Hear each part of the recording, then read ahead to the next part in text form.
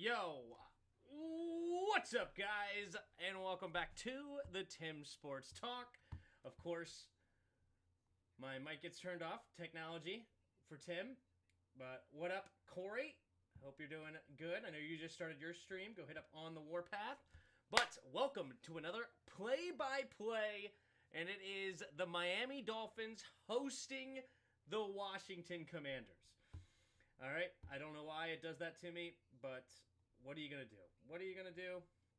Like, yeah, it's just now it's like the device is some weird 0.0.0, blah, blah, blah, blah, blah. Same thing with my speakers. So let's get the speakers brewing too. So there you go. That works. All right. Anyway, we got the Dolphins hosting the Commanders. Should be a good game. Now we get this going. Hopefully you guys like the new setup with a bigger Tim. Help out the editor. All right. Boom. Boom. Now you can see yourselves up here. So that's awesome. What up, Real Progress in Action? How you doing today? Make sure my mic's good. And yeah, we're going to have some fun today. We're just going to have some fun and see if we can't get better results from last week. We lost by 3 against the Jets. I know technically winning in the preseason doesn't matter, but I like to win. Especially I think it helps with team morale and all that good stuff. So I am hoping that we do pull out the W. What up, Will? What up, Real Progress in Action? How are you doing? And I'm hoping that NBC doesn't mess me up. I hate I hate that Annapolis is Baltimore. I hate that. Can't stand it because it says on my YouTube TV that like it's gonna be on NBC, some like Access Hollywood, ABC says hands free. So I don't know what channel the game's gonna be on, but I'm hoping that it's gonna be one of them. But we'll see. Last week it was on NBC, so that's what I'm gonna have up here. Keep a track on the time and try to switch it up once that happens. But all right, so last week we played the Jets. We lost by 3, and hopefully we have better results. As I said, I want to win this game. What did we like last week, and who are we looking at this week? Tyler Owens is getting a ton of hype in the safety room. We'll definitely keep an eye out on him. He's trying to take one of these safety spots, which I think is pretty competitive. With, of course, you have Chin and Quan Martin as our true starters. Then you got guys like Percy Butler, Derek Forrest, our special teams ace, and Jeremy Reeves. Can Tyler Owens take one of those spots? Then you have a guy I like is Mikel Walker, the linebacker.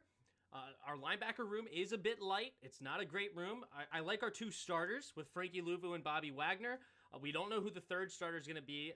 Right now it's listed as Dante Fowler, moving him back off the ball instead of a defensive end type player that he's been for a while, but maybe some sort of hybrid just like Jamin Davis is. So both of them trying to play D-end and off-ball linebacker, potentially in a Joe Witt Jr. defense. So I like that, but I'm rooting for Mikel Walker. I don't think Pittman was any good last week. He had okay moments here and there, but I thought Mikel Walker played a whole lot better. So I'm rooting for him. So those are 2 guys on defense. Of course, I want to see my boy Sinnott continue to elevate his stock. He had a phenomenal play last week and a couple of catches. Looked good in the block game as well. So I'm a fan of Sinnott. I'm hoping he continues to progress. Then we have our wide receiver battle, right? Dan Quinn in the press conference said that he's looking to see who his number 2 wide receiver is. And is it Diami? Is it Jahan? Is it Olamide Zaccheaus? Find out next time, right? We'll definitely see if somebody can elevate their game. And then who's down the ballot, right? Down the roster, if you will. Martavius Bryant just got signed. Does he make a name for himself, or is he just more of a practice body to give the defense somebody to work with, a big body receiver? Or does a guy like Bryson Tremaine, Mitchell Tinsley, do one of those guys elevate and become a potential roster spot on this team? I don't know. Cut Forbes place Mike Sanderstill. Sanderstill is going to play an inside, so probably not. What's up, James? What's up, Tanner? What's up, Washington family? Sucks I'm at work. Can't watch while watching with y'all. Fair enough, but at least you can hear. So hang out. More like Cooley 2.0. I love Cooley. So Cooley was one of my favorite players growing up. So that'd be awesome if Sinnott can be our Cooley 2.0. I'm looking at the tight ends. Hopefully have a Jordan Reed 2.0 with less injuries. Hot take, I don't really like Jordan Reed as a tight end. I think Jordan Reed's a phenomenal weapon, but I classify him more as a receiver than a tight end. You put him on the outside, he had the quickness in the hands and the ability to go up and go get it and get open and create separation against even top corners. I view him more as a receiver than I do a what do you call it? A tight end, because he could not block, because every time we ran a run play behind him, he got called for a holding all the time. So obnoxious. So I'm hoping that we have a real tight end, and that's what I'm hoping that Ben Sinnott is, like a George Kittle, right? Like a Sam Laporta, like a TJ Hawkinson. So that's what I'm rooting for, but we'll see. Hey, Tim, my eyes are on the field goal kicker. Make 140 or longer. Yeah. Patterson's got a big day. Patterson's got a huge day. That's a great point. They cut Ramiz Ahmed. I'm going to remove the phlegm. But Ramiz Ahmed, they cut. So that's going to be a big question mark, right? They're basically giving Riley Patterson an opportunity, saying, hey, this is your chance. Are you going to seize the moment and you're going to be our starter, or are you going to flop and then we have to look for a kicker? So they put the pressure on him, and that's 95% of the battle, right, for these NFL kickers. Obviously, these kickers should have the leg to get a 55, 58-yard field goal through. It's now just about the pressure and the mental. Will they shoot it straight? We'll see. What, Timmy? That's blasphemy? Yep. That's how I feel about Jordan Reed. Jordan Reed I love. Jordan Reed's a beast, but that's just how I feel. Got to watch the game on my laptop. Just moved into college. Ooh, congrats on college, though, Rennie. That's awesome. Hopefully you do well, and good luck this semester. HTTR. What up, Larry? I hope you're doing well. Doing good. I am. What's good? Patrick West. How you doing? Hey, Tim, I don't know if you remember my guy Carson. You gave him a shout-out on stream about a year ago. He's going to Penn State tomorrow as a freshman. Can you give him another shout-out? Hey, shout-out Carson. Well done. Going to Penn State? As On the Warpath calls it, Penn State Penitentiary. No,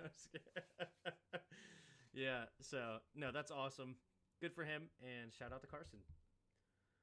All right. So we're about 20 minutes away from kickoff. I don't know, did they list out, let's see if I could find, if they listed out who's sitting, who's not. So Commanders versus Dolphins, sit or play. Let's see, do we have any idea who's starting and playing or not? Let's see, preseason game. I don't even know if we'll know, huh? Who's in, who's out? Let's see what this says. Don't know. They might just keep that close to the vest until we actually find out to play. But I'm hoping that we get a good dose of the starters tonight on both teams, right? Because last week we had our starters play against the Jets backups, and obviously they played well, but I would like them to prove themselves against some starters. So that's what I'm rooting for, is that both teams at least play their starters for a few series, but we'll see. Mike's too low. Thanks for letting me know. Not shocked at all, because that's what happens every time. Every time it's like a whole new. It's like I'm streaming for the first time again every week, because just whenever I load this stuff up, you think that the stuff would be set up exactly how I've always had it.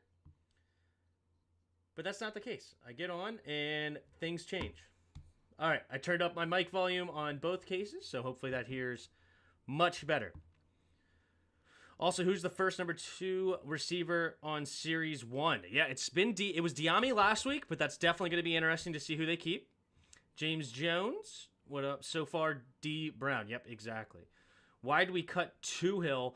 Toohill wasn't one of Quinn and Witz Jr.'s dudes. They brought in Dante Fowler and the Dorrance Armstrong. So those were those guys that they brought in instead that could be more. I don't know if they'll be starters or not. We'll see. I think Armstrong is listed as a starter. He probably should be. He's one of our better pass rushers. Then they also brought in Clellan Farrell. They're trying to put Jamin Davis in on the defensive end spot. So it's just a very competitive spot the defensive end spots for us. So, yeah. That was an update depth chart. I saw this AM. Gotcha. Yeah, the De'Ami Brown, yep. Bears also played Caleb mostly a whole half. That's what I'm hoping. The one thing that I'm concerned about is if you play him that long, who's going to be your tackle? Without Brandon Coleman right now, I guess Cornelius Lucas would play. Hopefully that he could be a starting tackle for us today. And then you have on the other side, is Wiley playing, which I'm not even a big fan of Wiley. But who is going to be your right tackle at that point? Trent Scott?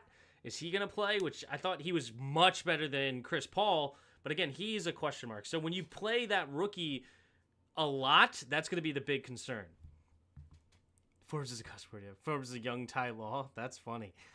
That's funny. De'Ami Brown is the wide receiver 2. How's Luke McCaffrey looking? I thought he looked fine last week, but he is down the depth chart. He only played really much in the late second quarter to the second half.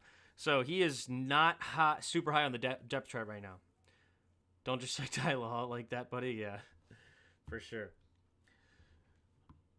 All right. Who else are we looking for here? Let's go ahead and pull up the depth chart here. The third string running back position. Chris Rodriguez had a horrible go at it last week. He only had, 4 carries for 0 yards. In his defense, the offensive line was abysmal when they called a run play for him. They're running a stretch to the right, and the guard runs to the left and just takes out the center kind of thing. And then the 5 technique just runs free at Chris Rodriguez. It was that comically bad. If you go watch the film review that we did last week, bad, right? So Chris Rodriguez, we got to see if he can have a much better showing. And then our Jeremy McNichols compared to Wiley, who is going to fight for that 3rd and 4th running back position. And that'll be a big thing to look for today. Wiley played well last week. Let's see if he adds another good game under his belt. We have Braden Daniels. Braden Daniels played pretty good at tackle last week. I thought he was much better than Chris Paul. I don't know why he didn't start at tackle. I don't know why Chris Paul, who's listed at left guard and supposed to be a guard for us, I don't know why he got the call to start because he was abysmal. You got to wonder, I guess, practice he was much better in, but now in the game last week, horrible. We really need Braden Daniels to step up to continue to add to that tackle room. So you have Brandon Coleman, Cornelius Lucas, Andrew Wiley, Trent Scott. You're probably going to at least bring 1 more, if not 2 more tackles. And I would say, actually, is that true? You usually bring 10 or 11 offensive linemen. So, no, I guess you would only bring 4 tackles. Yeah, that's what you would bring. So, Brandon Daniels on the chopping block, right? Because you have Coleman, Wiley, then you have Lucas as the swing tackle, and then Trent as the reserve. Then you have Nick Algoretti, Sam Cosme as your starting guards. Only 2 other guards listed, but of course, center can play guard as well. So a guy like Ricky Stromberg can get kicked outside.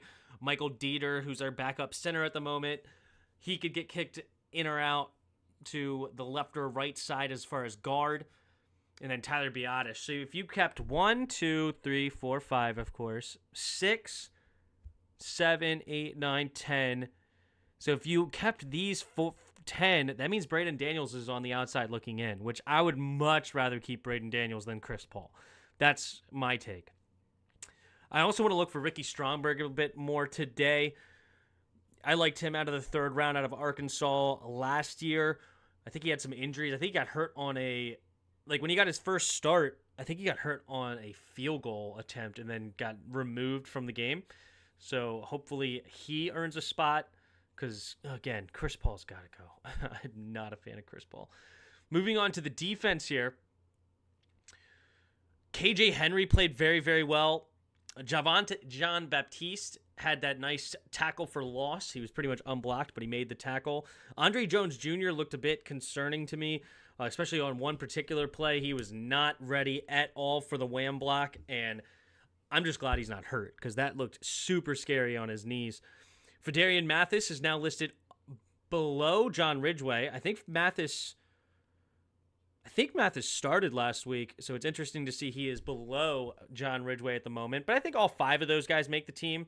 I don't think any of the other 3 make the team there.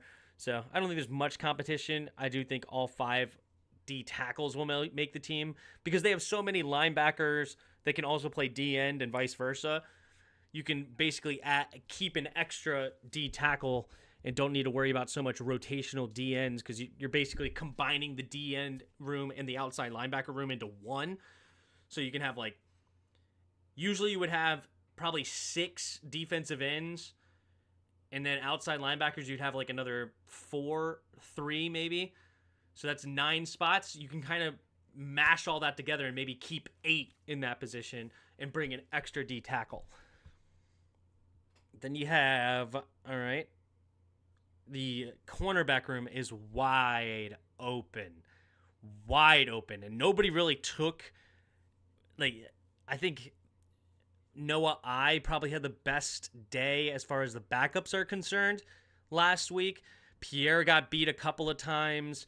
Tariq Castro Fields, I don't remember much as far as negatives, so he probably did his job. When we watched the film, I don't remember him jumping out as somebody that was making mistakes, which is good. We all know about that dude. I don't even need to say his name. He who shall not be named. Blue Kelly did not look great. Whiteside was mediocre. So the cornerback room, who's going to steal 4, 5, and 6 in the cornerback room? That's a big, big debate. And we already talked about Tyler Owens. Right now, Jamison Crowder is listed as punt returner, but the starting punt returner last week was Olumide Zaccheaus.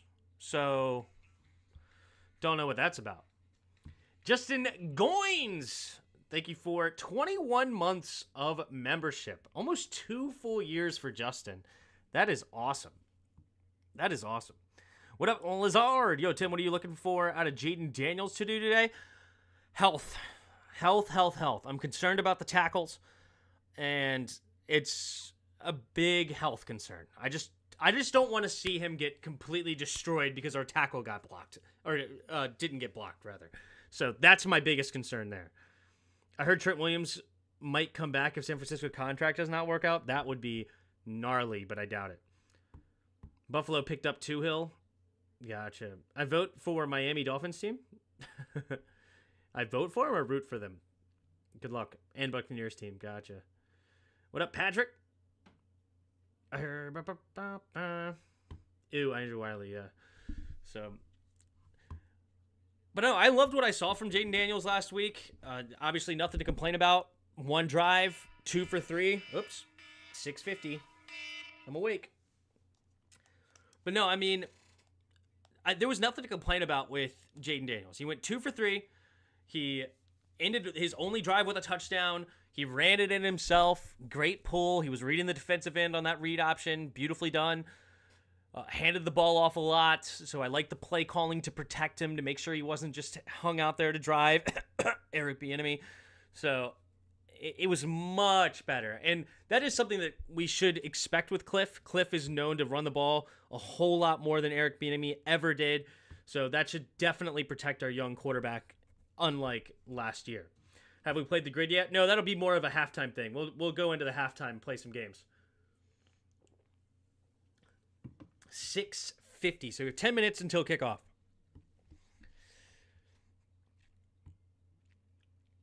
So Sam Hartman is listed as questionable. I don't know if he played practice, but we did add Trace McSorley, I believe.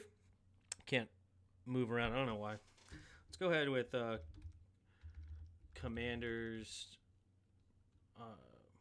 depth chart.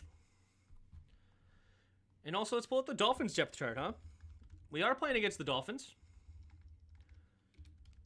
Dolphins depth chart. Oh, wrong. I like Arlad's website much better. Much better. I heard they had Kendall Fuller. Did I hear that right? They do. Kendall Fuller is now on Miami. So they have Ramsey and Fuller. Jordan Poyer, nice ad. And then Javon Holland, nice safety out of, I believe it was Oregon a couple years ago. Who caters the nickel corner? Bradley Chubb on the pup. So that's fortunate. Don't want to see any of him. Chop Robinson, I heard he's going to get his first start. First round pick. Defensive end.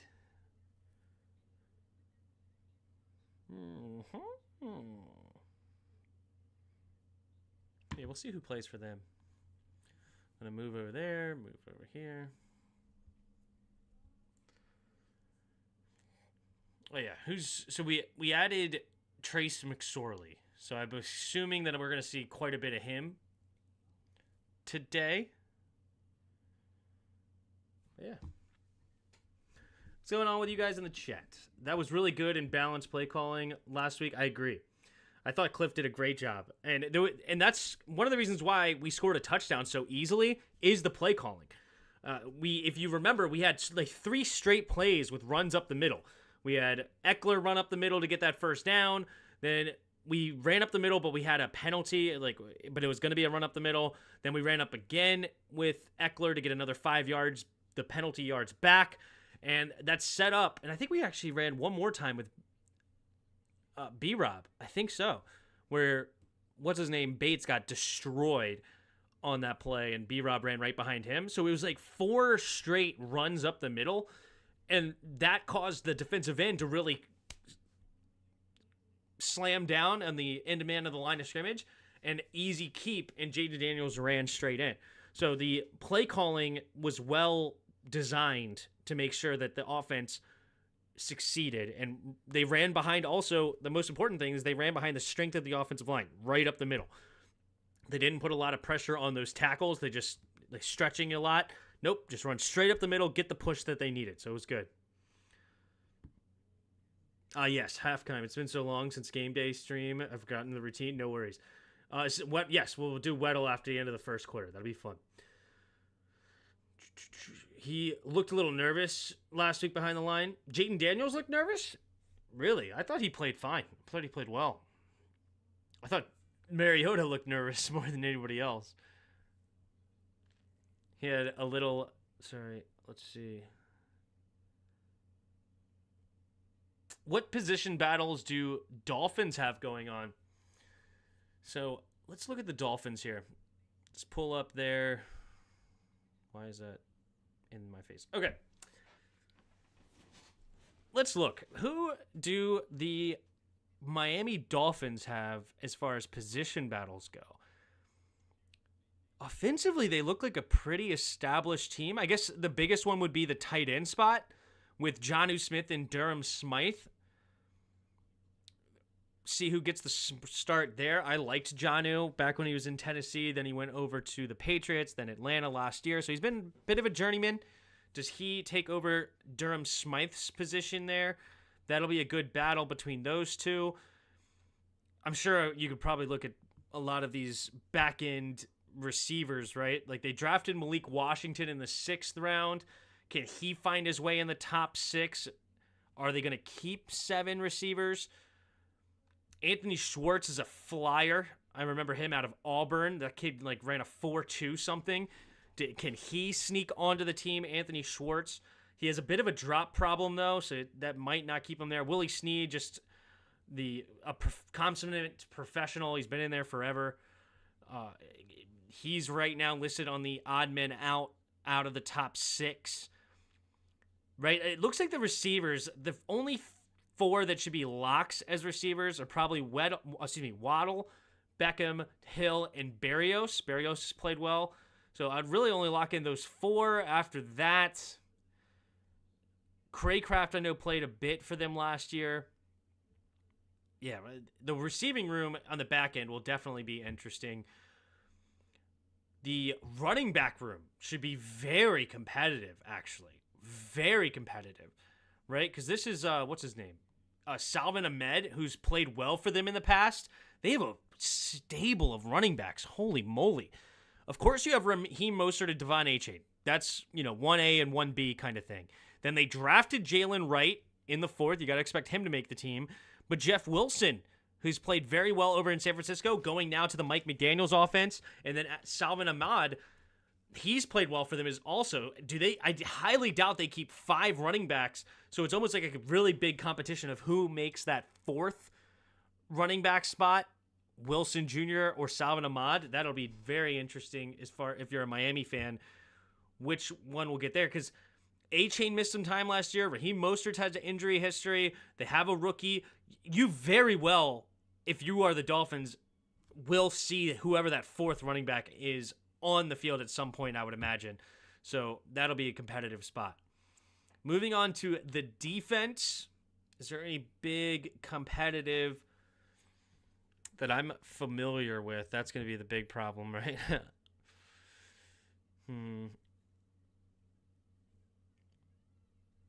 None of these guys are standing out to me as far as backup defensive tackles are concerned. They added Calais Campbell. Dude, Calais Campbell's got to be like 47 years old. Not literally. Like 38? How old is Calais Campbell? He cannot be much younger than 37. Wow. He's still going strong. That guy's huge. 6'7" or something like that. Crazy wingspan. Huge guy in the middle of that defense.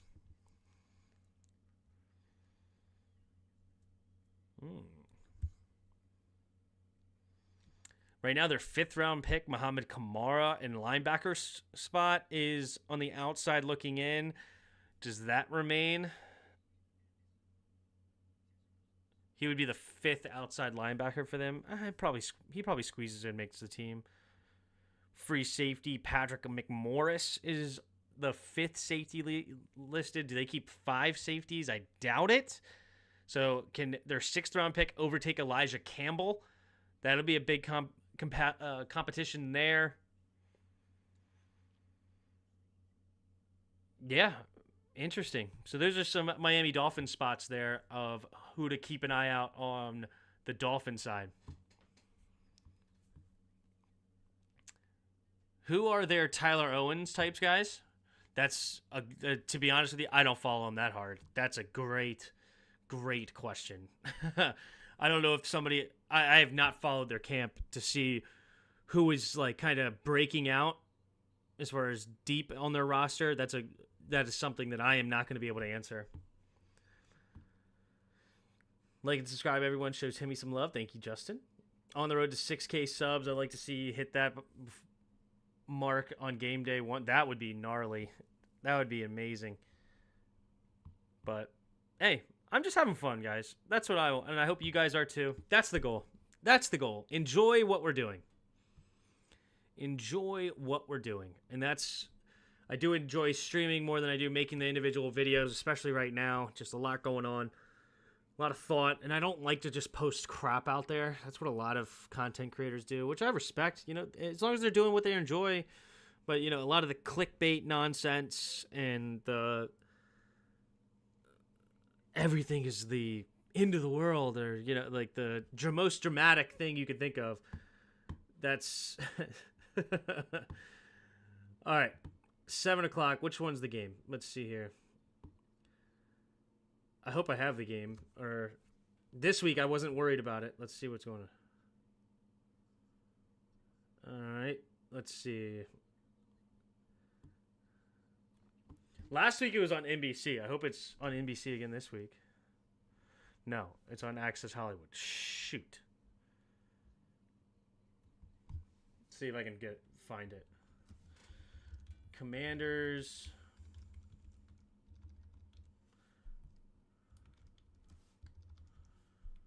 Dolphins.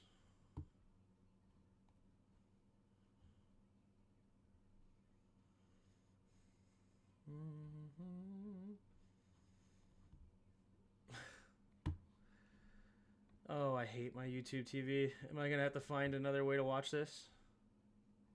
Or is this it? No.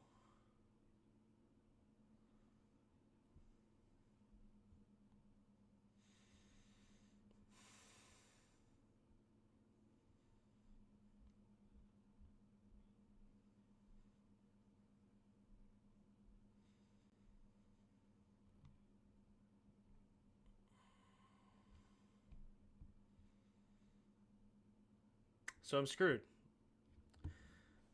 I am screwed.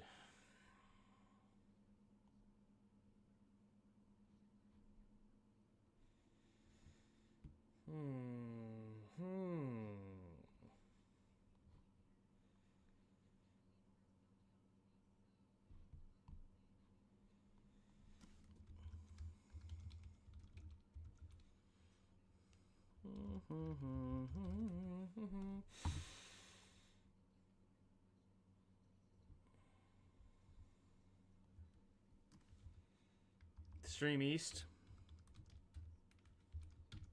That might be what I have to do, because it just makes me so flipping upset. I'm so mad. Oh, man.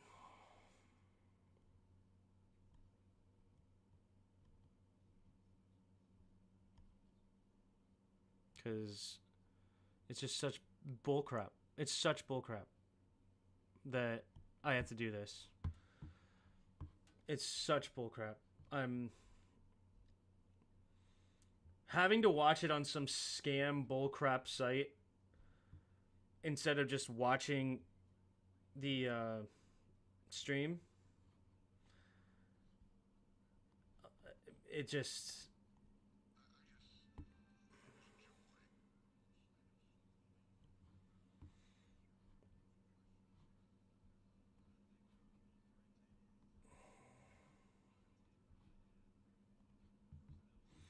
All right. Got it here. It's Stormy and Bowie. Fair enough. We are winning. We've got Timmy on the call. Love it. Computer killer. Yeah. Who's winning, JK? So, I'm assuming this is actually the game. Assuming the game is yet to start yet.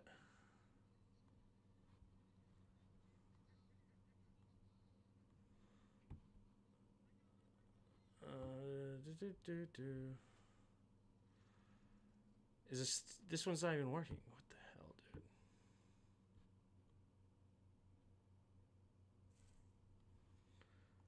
I haven't seen the game start yet, so that's good. All right, here we go. All right, we got the game on. We got the game. Just make up this game. For real, I'm not saying there should be a monopoly for TV, but I wish it was more consolidated. Yeah. I just hate that the Annapolis is considered only Baltimore. Like, why is Annapolis only Baltimore channels? It just makes me so upset that I need to get out of Annapolis. Makes me not want to live here whatsoever. That Annapolis is just as close to DC that it is to Baltimore. So why is Annapolis taken over by Baltimore channels? Like, why do I care that Baltimore's weather and Baltimore's this and Baltimore's that? Like, it's not even Baltimore anyway. So stupid.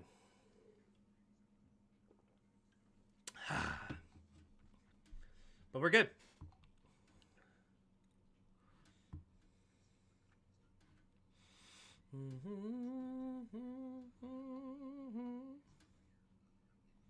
But we're good. We're here. We got the game. We got the game. And it's all that matters. It's all that matters. We got the game. Yeah, I moved to Annapolis last year. And for regular season games, apparently it doesn't matter. It's fine. But for the preseason games, they don't show all the preseason games on my YouTube TV that I spend way too much money on. You had to wake up hours ago to take my brother to the airport so I can be on time and not be overtired. Fair enough. Fair enough. Also, what is that thing on there? What channel is the game on? I think it's supposed to be on NBC.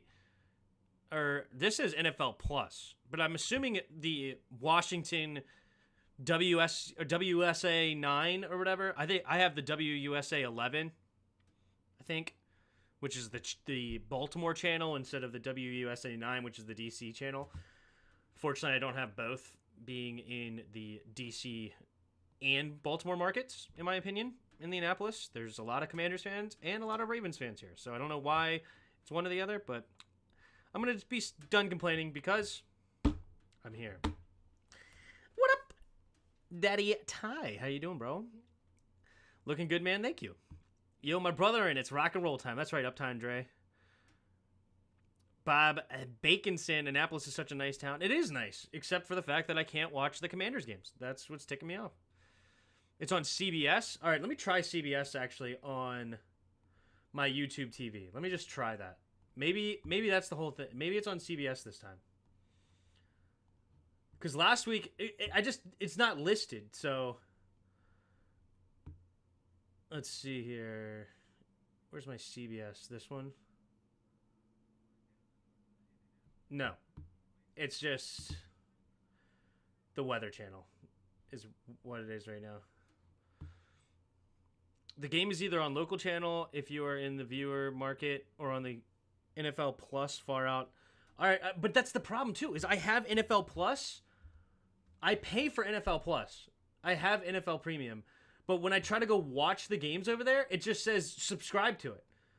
I'm literally signed in on a channel or on an account that pays for the NFL Plus subscription, and yet when I actually go to NFL Plus to watch the games, all it says is, oh, you have to sign up for the account. Like, why aren't you signed up yet? And it's like, why do I have to sign up for something I already have? Upcoming. Maybe this will work. I'm all for it. I hope that's true. It says upcoming. It's not live yet. Oh, is it working today? I don't know. Home broadcast awake or currently playing. So listen to the away broadcast. Hasn't started yet. And ESPN hasn't updated yet either. So we're still waiting on kickoff. Kickoff coming. All right, so I at least have it on the Sketchy site. I have it there. See if...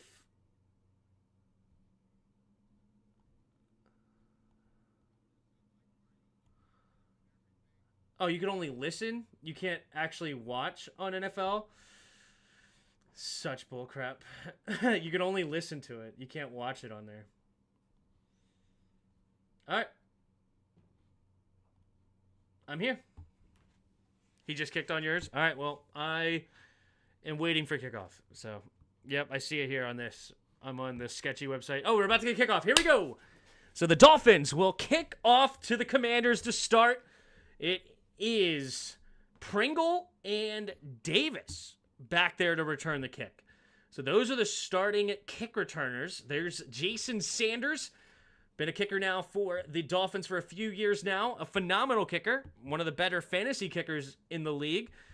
Especially with this Dolphins offense that moves the ball a lot and quickly and gets to the other side of the field very fast.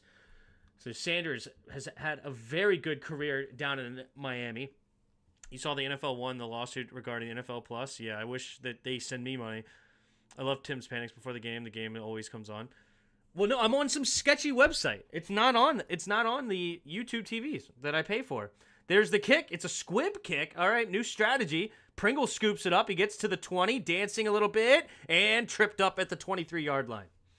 And it is a bit of a panic, dude. I'm a freaking live streamer where I'm trying to call the game, and I don't have a convincing way to just watch it when I pay way too much money. It's so frustrating. It's so frustrating. But, yeah, I don't know why I can't just have a channel dedicated to the game I want to watch. Whether it's NFL Plus or YouTube TV, one of the two. Instead, I'm now on Stream East with all the scammy stuff. But here we go. Jaden Daniels in the pistol. Bunch formation, 2 receivers each way. 2 tight ends set to start this game. Takes the snap, handoff up the middle, little nice jump cut in the hole, but not a lot of blocking up front, and it is a gain of nothing. So no gain on the play. 2nd and 10 coming up for the Commanders. Isn't it a massive grift? Yeah. 3 receivers to the right. Jaden Daniels in the shotgun. 1 receiver out wide to the left. Takes the snap, drops back to pass, setting up a screen, gets it over to Diami. Diami with a nice hit and a big hit at the end of the play. Campbell with a nice tackle, but Diami will get a gain of about 7 on the play, and that'll bring up a nice 3rd down and 3 past the 31. Excuse me, past the 30, almost to the 31. In the shotgun, 3 receivers to the left. Jaden Daniels in the shotgun. Jaden Daniels trying to get him to jump. Doesn't work. Takes a snap. Little blitz coming. Good pickup. Throws it to the right side and has his man caught. De'Ami Brown. Back-to-back catches. And this one will be a first down. Nice, quick rhythm throw there for Jaden Daniels. Well done. De'Ami Brown showing up. They've talked about the competition at wide receiver 2, and he seems to be winning it. In the shotgun, quick snap here. Keeping it as Daniels, and Daniels just dives ahead for what looks like a gain of maybe a half yard. As Jaden Daniels throws on time and accurate. Yeah, this is awesome. Jaden Daniels, phenomenal. All right, Jaden Daniels. In the shotgun again, a 2 tight end set. So Senate getting a lot of work with the ones today. Jaden Daniels looking at the field, setting up. Now takes the snap. Play action. Daniels looking to his left. Going to throw it underneath. Oh no, excuse me. Go out wide did McLaurin. And McLaurin on the comeback route makes the grab. And it's another gain of about 7. So it looks like a down and distance of a 3rd and 3. Maybe a little shorter than that. It's about, a 3rd and 2.5. Can Jaden Daniels continue this drive? 3 receivers to the right. Terry McLaurin, one-on-one outside to the left. Does look like he has a safety over top, though. Jaden Daniels in the shotgun. Might be a blitz coming here from Miami. No, they fake it. Only a 4-man rush. Quick throw underneath again. Terry McLaurin makes the grab, slips a tackle, down the left sideline, cuts it up, and takes a shot at the end of the play. And it is a nice gain to Terry McLaurin for a first down. Terry McLaurin talking a little smack to the Dolphins sideline, feeling himself. Now a vet in the league, has had 1,000 yards for the last 3 years, right? 4 years. 4 years, 1,000 yards back to back for Terry McLaurin, earning his right in the league to talk a little smack. And that looked like a broken play that I didn't even get to see. They didn't even show it. Love the camera work there. Thanks, guys. So no clue what just happened there, but it looks like it's going to be 2nd down and 10 nonetheless. And Jaden Daniels going to go with the hurry-up offense, calling the play. Jaden Daniels in the shotgun now. Bunched up, 2 receivers each way. B-Rob to his left. Jahan Dotson goes in motion, left to right. 3 receivers now bunched up to the right.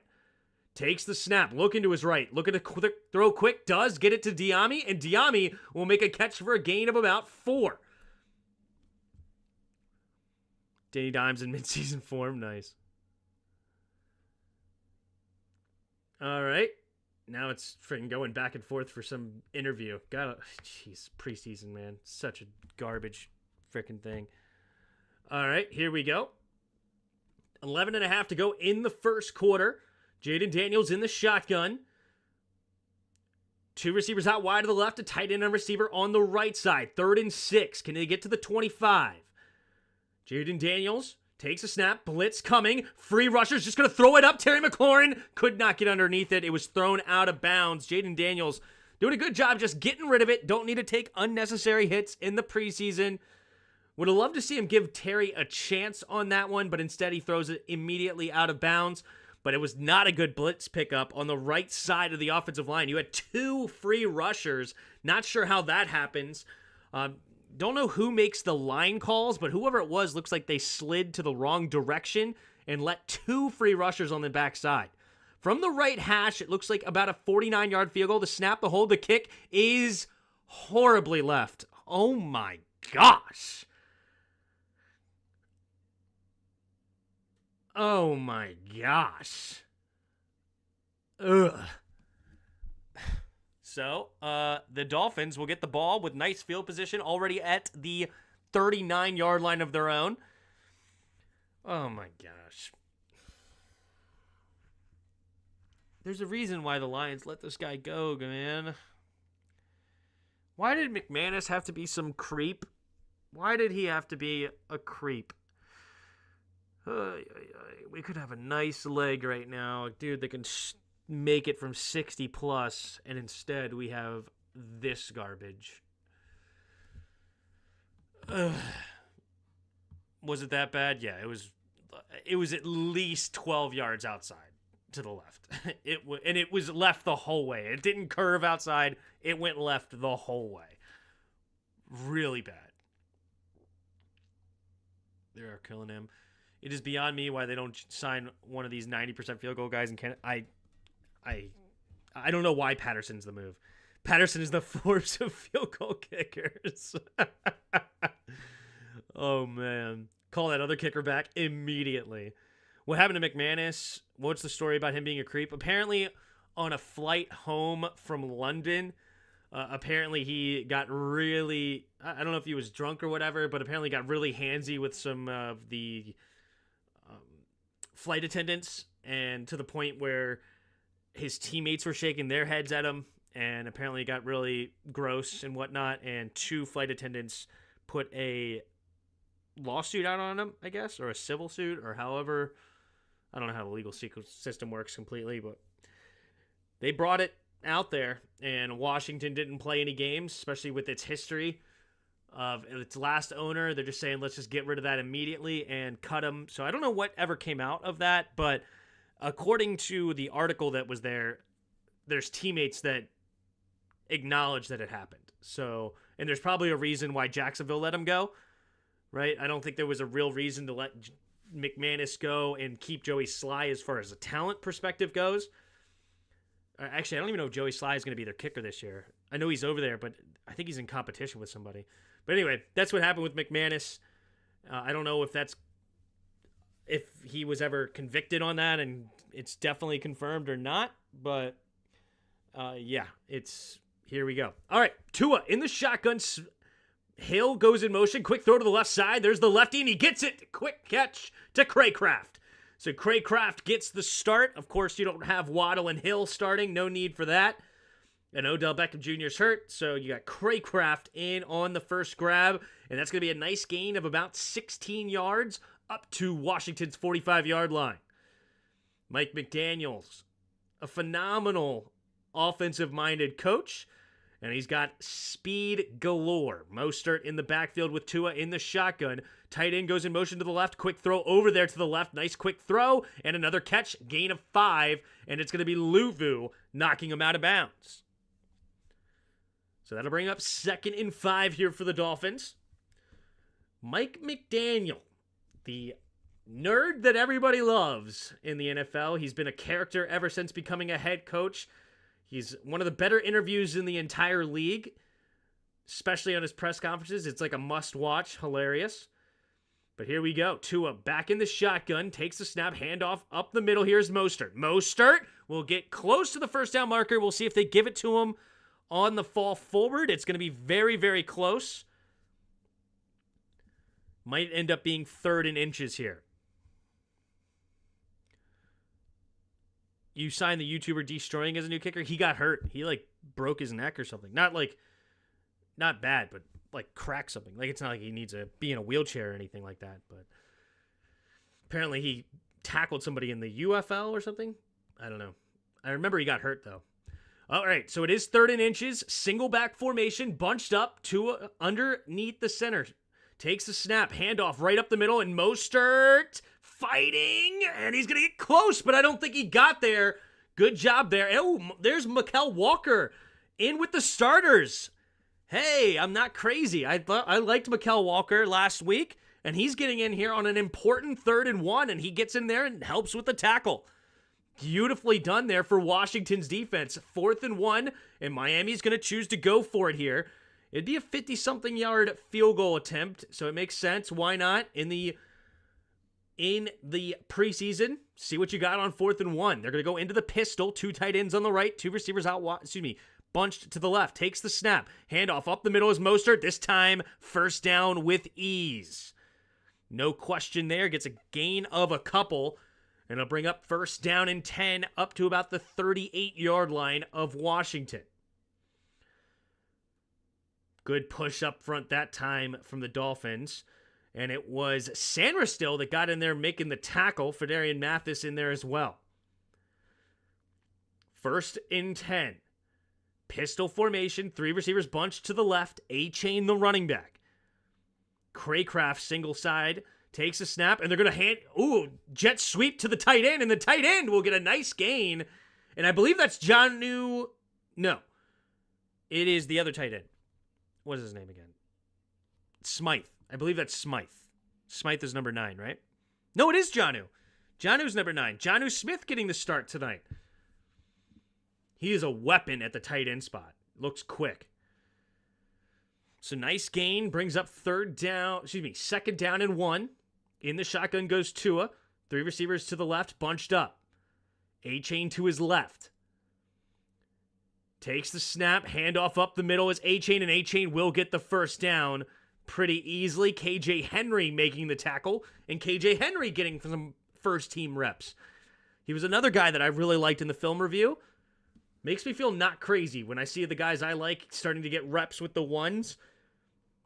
Means that the coaches saw the same things I did, which is awesome. Is our new linebackers playing? Yep. How many starters are playing on defense? It's obviously the 2 interior defensive linemen are not playing. Armstrong's playing tonight, starting defensive end.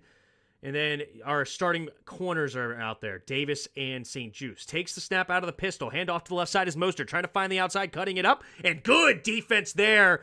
Looked like Sandra still made him turn inside, and Mykal Walker and Frankie Louvu there at linebacker to clean it up.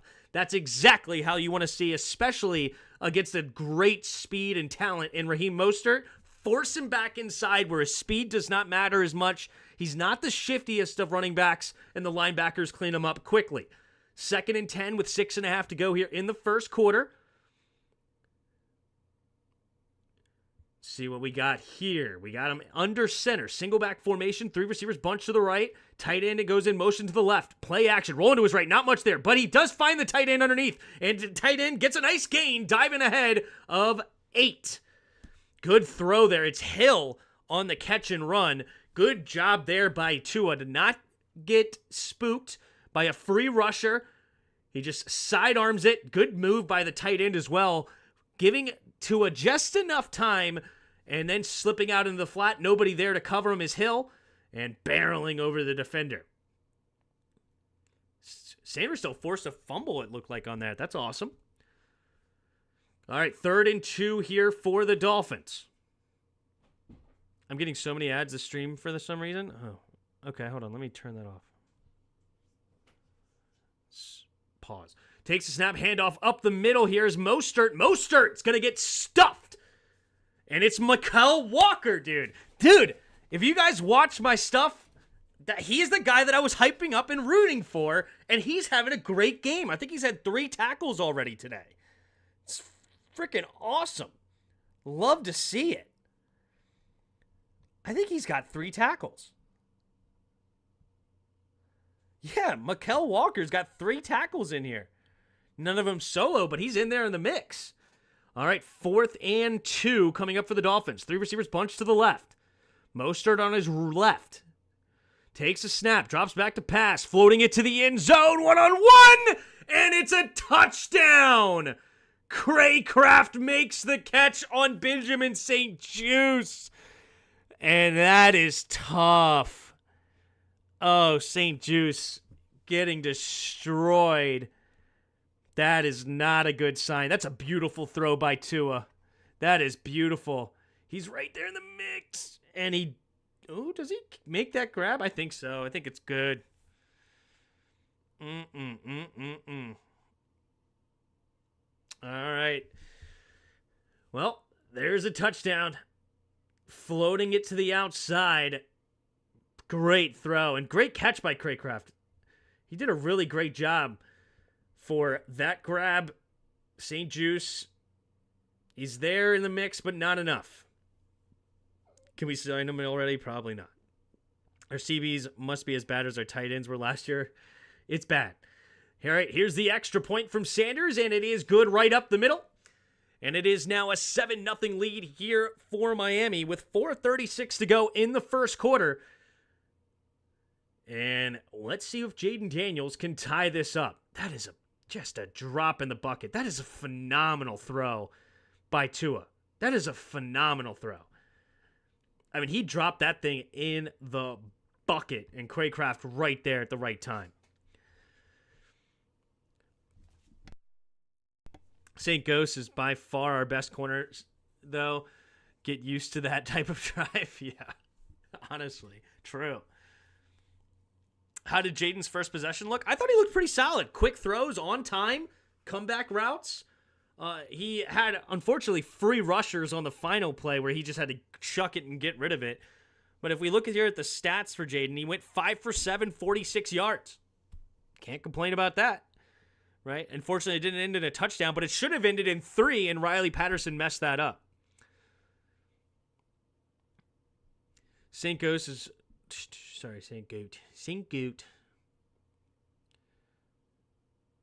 Man, they just marched right down the field. Yes, they did. If Diami and Sanderstow make the final 53, will they both wear number 2? Is that a new league rule? Actually, I think they can, as long as they're not on the field at the same time.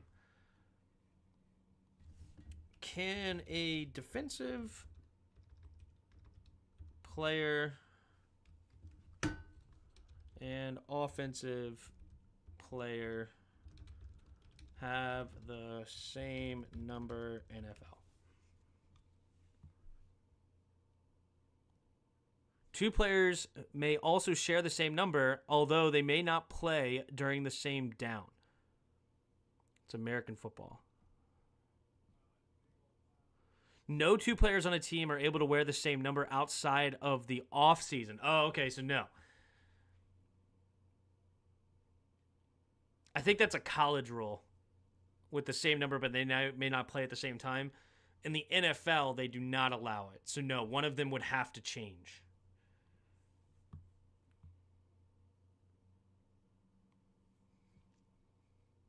Two guys, Dolphins are Super Bowl contenders. JD looking pretty good. He went 5 for 7, 46 yards. Yep. Lovely. We made the Dolphins go on 4th down twice. True. One more drive for the Jaden, and he is done. I don't know. Probably not. I want to see a couple of drives from him. We need 2 starting CBs and at least 1 offensive tackle to be able to compete. And we might need defensive end help too. We shall see. Our new parts can do. Yeah, I like it. Life's good. Tim's back on my screen. Bucks on TV. There you go. There's the kick, another squib kick, and it's going to bounce into the end zone, and that should be that. It might be the ticket there. Okay, so they're going to. That's interesting. So that's something that I was interested in to see. Is it start at the 25 or is it start at the 30?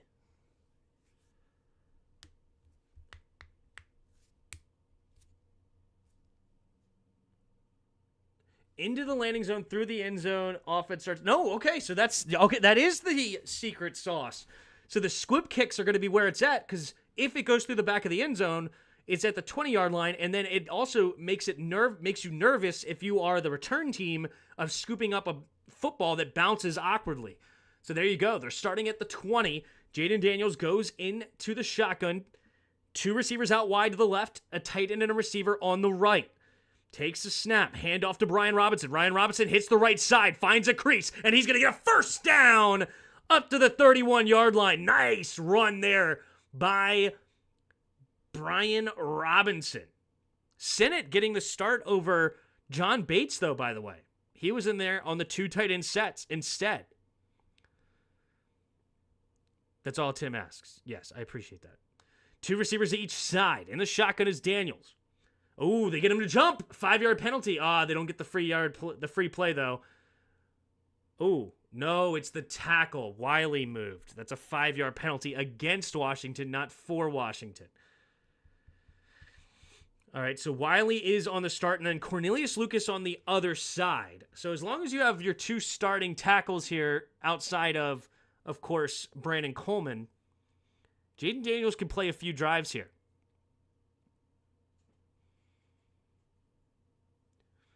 Here we go. Jaden Daniels in the shotgun. 2 receivers each way now. 1st and 15 after the penalty at their own 26. Takes a snap. Handoff up the middle is Brian Robinson. Brian Robinson finding another crease. And nice run. Diving ahead. That'll be a gain of about 11 up to the 37-yard line. Brian Robinson with a couple of nice runs and good blocking up front from Washington. Very good. So that's going to bring up, after a gain of 11, a second down and 4. There is an injured player here for the Dolphins. It's number 11 on the defensive side is David Long Jr. They added him from Tennessee this offseason. It looked like his right wrist banged up a little bit. Hopefully he's okay. We got 122 of you in the chat. Appreciate you all being here. If you haven't already, hit that like button and subscribe. It really helps. Only 45 likes, so I'd appreciate if you hit it for me. Hot take. We win week 1. Patrick. Thank you for being here. Appreciate the super chat. You're awesome. Thank you very, very much. And he is a Tampa fan, so it'll be a battle between us and Tampa week 1. So very cool, and appreciate the love with the super chat, and I appreciate you giving us the W on week 1 because I know you're going to lose, and because you care. You care, and that's what I love about you. That is why it's so hot on trading back in this year's draft till the season is over. I'll be terrified for JD's health, yeah. But if we hit our quarterback, then I'm obviously not upset about it. But hopefully, if we hit our left tackle and Brandon Coleman, which I'm not a huge fan of, but I'm not going to say it's impossible for him to succeed. I thought it's fine. I mean, it's a third-round tackle. You can only expect so much. But if he can elevate and be a surprise, then at least a surprise for me, I'm assuming that the Commanders are really high on him, but at least a surprise for me, I'm super excited about that, and that is massive. Now it's just a right tackle spot that we need, but at least the right tackle spot is in front of him, right? It's not his blind side like the left tackle spot is. At least that's in front of him, so if Wiley gets beat, he could make a decision to not take a big hit.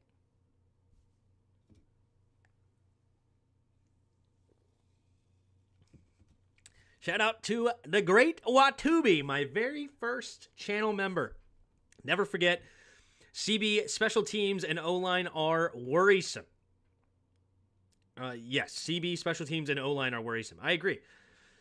So at least the tackle position is very worrisome. I actually think the interior offensive line is getting good push so far, which is awesome. The run game has looked solid with the ones. I take back what I said. Yeah.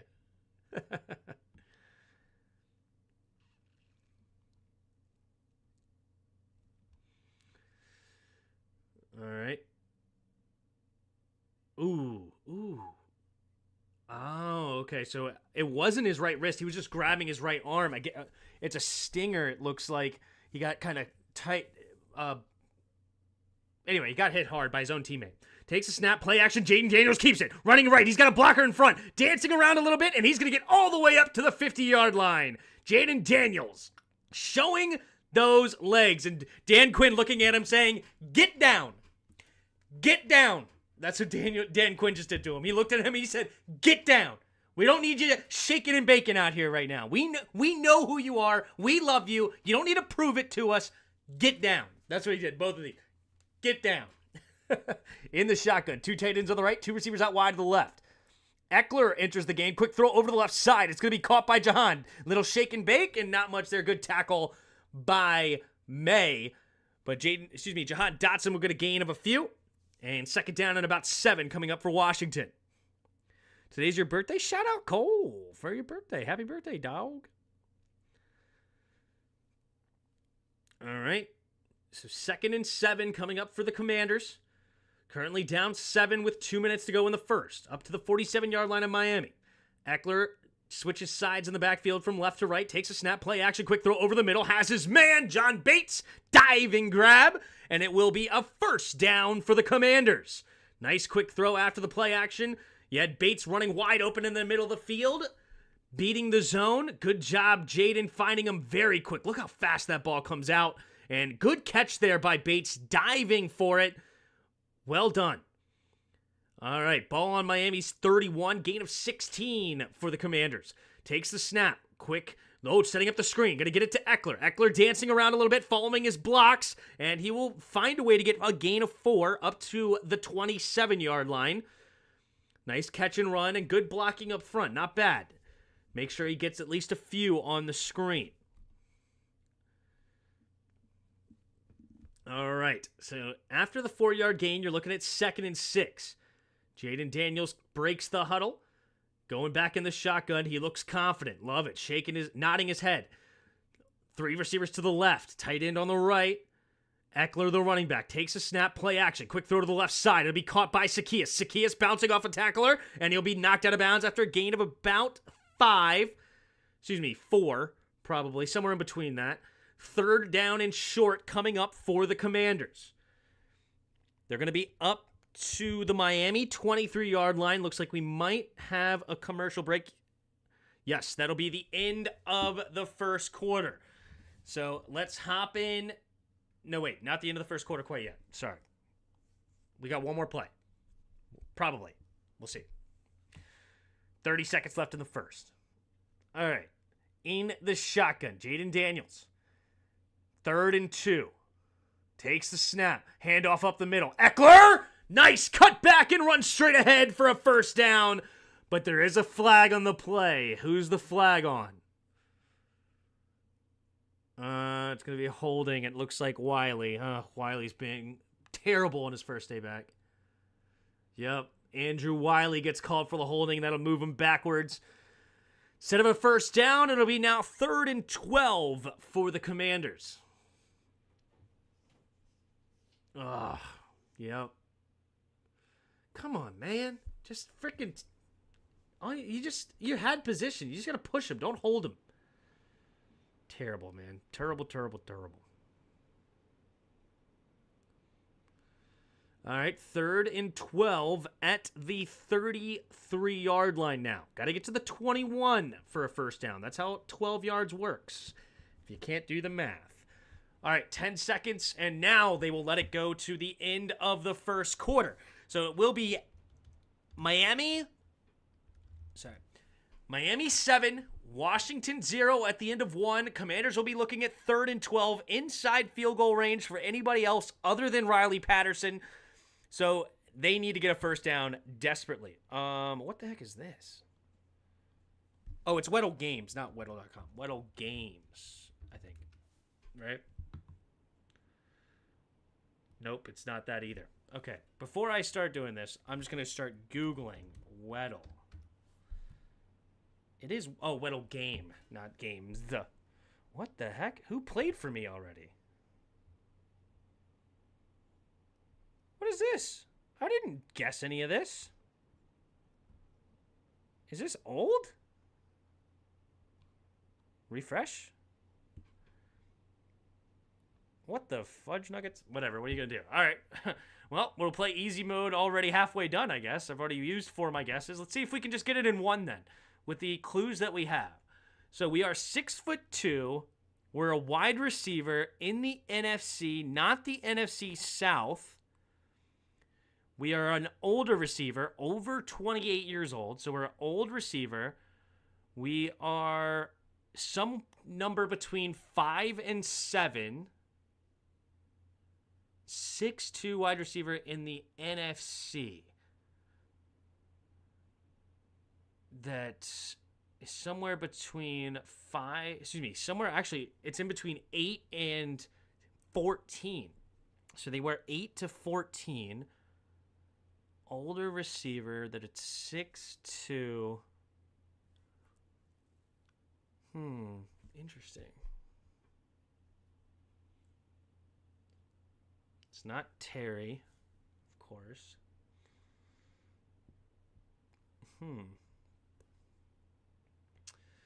Thinking AJ Brown, but I think that's not a good guess because I don't think he's old enough. I don't think he's 29. You got to be 29 years old or older in the NFC, not the NFC South. NFC West. Cup? Is it Cooper Kupp?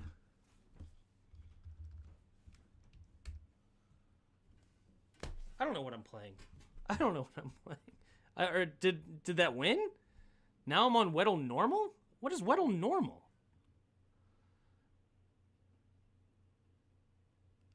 I'm so confused. Oh, well. What are you going to do? Let's go with that one. All right. We'll come back. Maybe. All right, here we go. In the shotgun is Jaden Daniels. Takes the snap. Drops back to pass. Good protection. Good throw underneath. It'll be caught by Bates, and he's not going to be able to get the first down. Just had to check it down. Good coverage for the Dolphins on 3rd and 12. Makes the field goal a little bit easier for Patterson. Let's see if we can knock it through.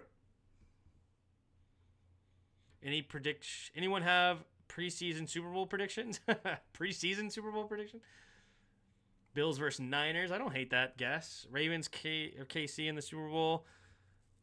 Of course, those are two of the favorites. It's the virus, Tim. Oh, it might be the virus, actually.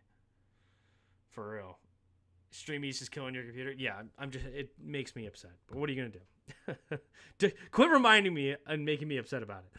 All right, on the right hash is Patterson. It'll be a 46-yarder. The snap, the hold, the kick is up, and the kick is good. This time right down the middle. All right, Patterson finally sees one through the uprights, and it is now 7-3.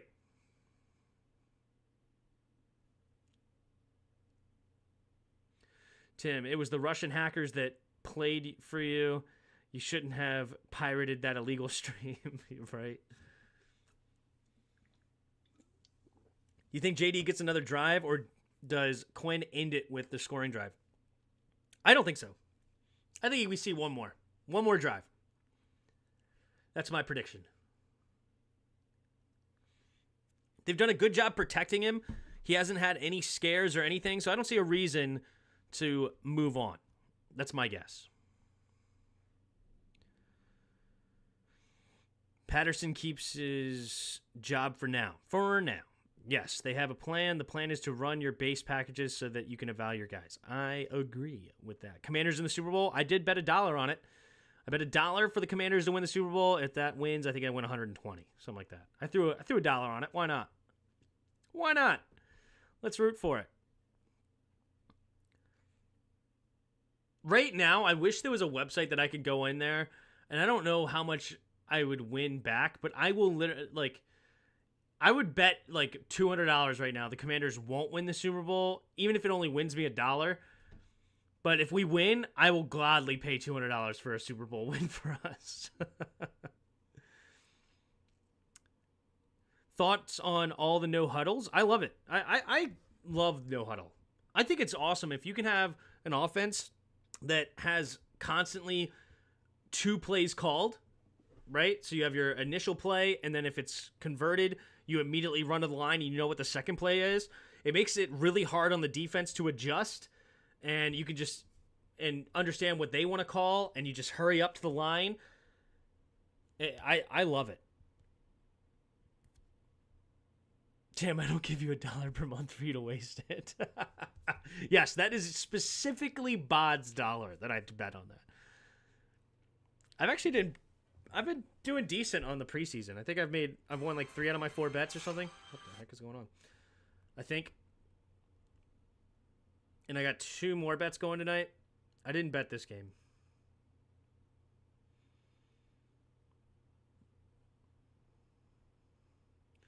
I have the Seahawks. No, I have the Titans winning that game. Excuse me. I bet the Titans.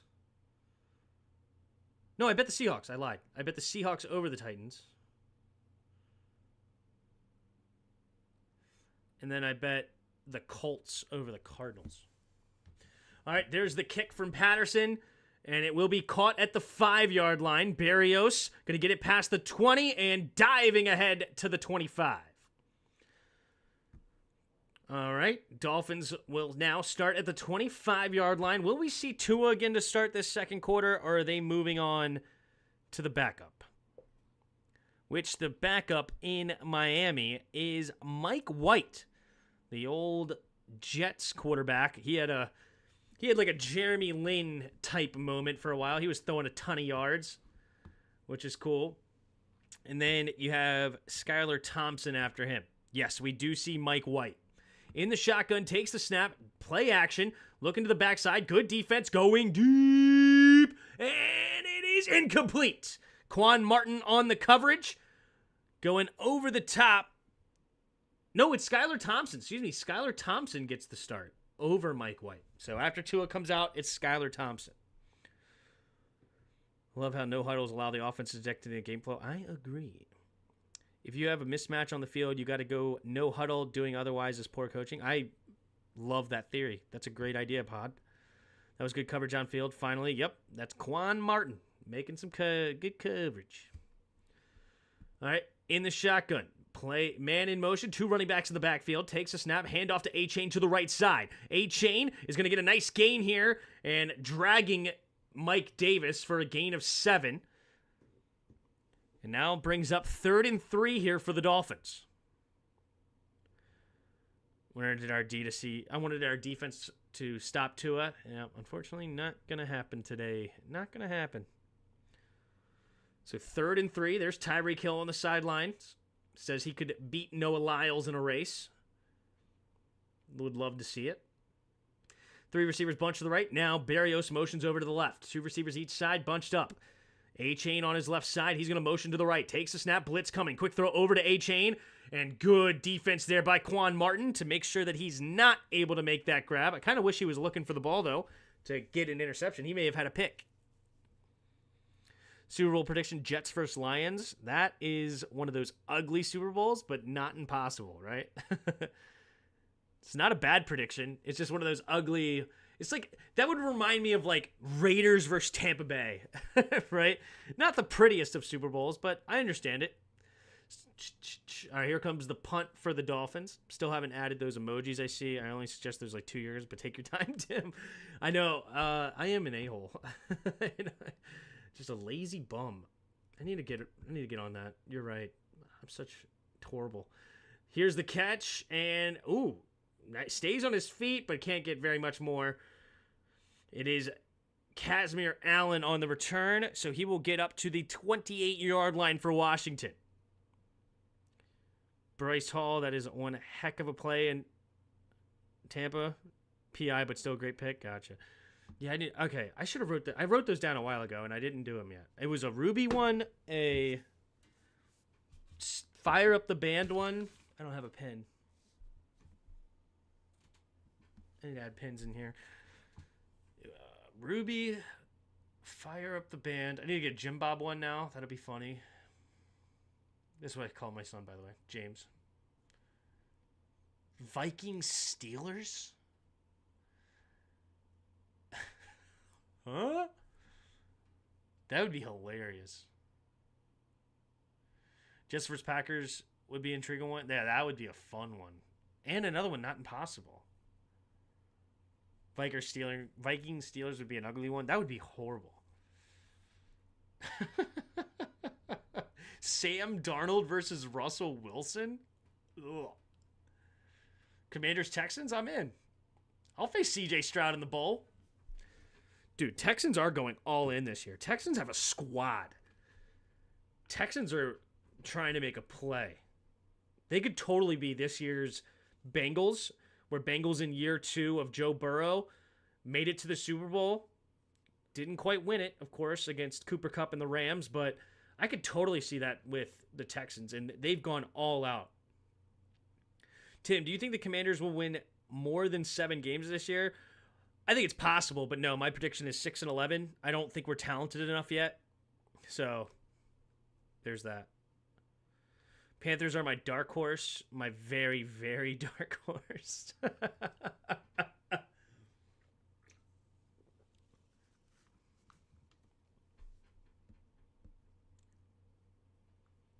Atlanta versus Chargers. That's a random one. Not impossible either. That's a dark horse one. I kind of like that randomness of it. But Atlanta's making a lot of plays right now on their roster, similar to Houston. They added Kirk Cousins. They got some weapons. Got some defense. I don't hate that prediction. And then the Chargers. The Chargers lost a lot of their receiving weapons, but they still have a lot of talent, and they added a really good head coach. So, So Tim's Gamecast is ahead of his stream as well. Yes, it's because I'm on some scam website. Nothing I can do about it. Sorry, guys. I should be fine by the beginning of the season, though. All right, here we go. All right, takes a snap. Oh, Driscoll in the game. Oh, making some moves, and he's going to keep the ball himself, running for a big play. He's got room to run, still going, cutting it back, and Driscoll all the way past the 30 of Miami. Jeff Driscoll using the wheels. The real JD out here. The JD 16 showing JD5 how to run. JD5 only got a gain of like 10 or whatever it was, 16 earlier. Now Driscoll getting a gain of 42. Who needs JD5 up to the 29-yard line? Driscoll in the shotgun, getting the start over Mariota, interestingly enough. 2 receivers each side. Takes the snap, handoff up the middle here, and he will fall forward for a gain of 2, which is number 31, McNichols. McNichols getting the running back 3 numbers. So you got 2nd and 8 coming up for the Commanders. 2nd and 8. In the shotgun, takes the snap, handoff up the middle again. McNichols, not a lot there. And he gets swarmed up. So this will now bring up 3rd and 8. Atlanta is all in. All in. I understand sitting Daniels, but why not let this O-line get more playing time with one another? You just don't want to see anybody get hurt, unfortunately. All right. In the shotgun, 3 receivers out wide, bunch to the right. Driscoll calling out the middle linebacker. Might be a blitz here coming from Miami. Takes a snap. Yep, they do send 5. Quick throw over to the left side. It'll be caught by McNichols, who could not miss the tackle. If he stayed on his feet. Good tackle there by Kohu. If he stayed on his feet, he may have been able to get the first down. Dang, dang, dang, dang, dang. All right, what are they going to do here? All right, another field goal attempt. Patterson on the left hash. Our starting 5 did start except for Brandon Coleman. On the left hash is Patterson. Can he make it a 1-point game on 4th and 6? 43-yard attempt. The snap, the hold, the kick is up, and the kick is wide right. He's got the full gamut. He got wide left, right down the middle, and wide right. He is out of here. Find a plane going anywhere else but to D.C. for our great friend Riley Patterson. Trash, garbage, horrible, and he will never kick for another NFL team ever again for as long as he lives. This is his last game. Live it up, Patterson, because you are gone out of here. Peace out, you stink. What in the world is going on with our special teams needs? Fire them all? Yep. Joey Sly, I'm sorry. Yeah. Well, we didn't keep Sly because we added Brandon McManus, but then Brandon McManus had, I think Corey called him McGrinder or something like that. Brandon McGrinder. Yeah, so he had those problems, and now we are struggling to find a kicker. So it sucks. Why is he playing? Just that. We basically were scrambling to find a kicker after we had to cut McManus for off-the-field issues. Does Dressway kick field goals too? I don't think so, and I wouldn't want to use his leg on that. Bring back the Sly Guy.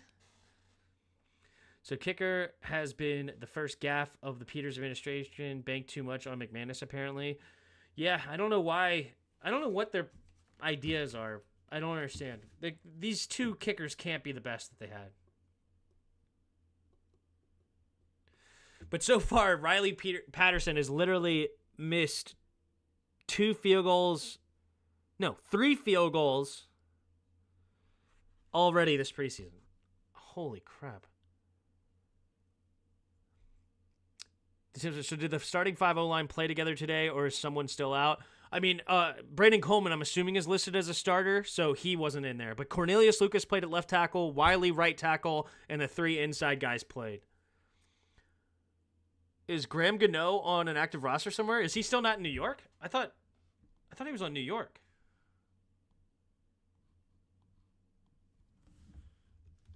Graham Gano. Is he not on New York anymore? Yeah, he's on the Giants.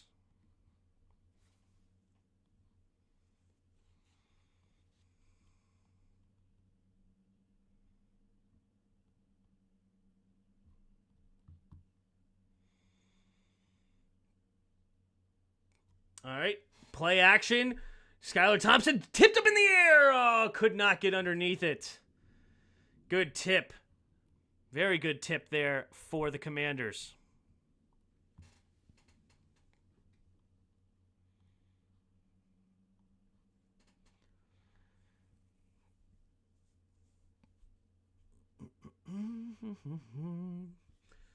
All right, here we go.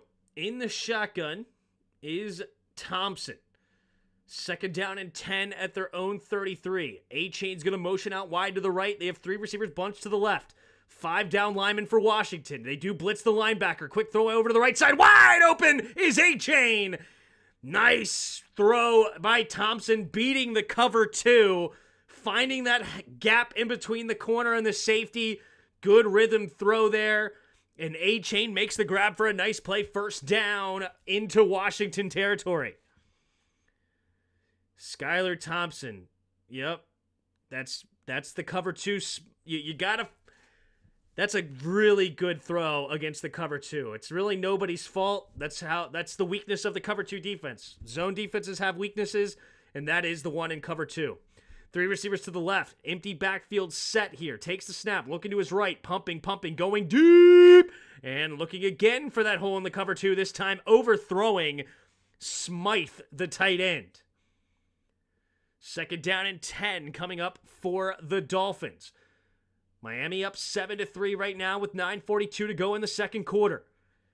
Thompson in the game as the second string quarterback behind Tua.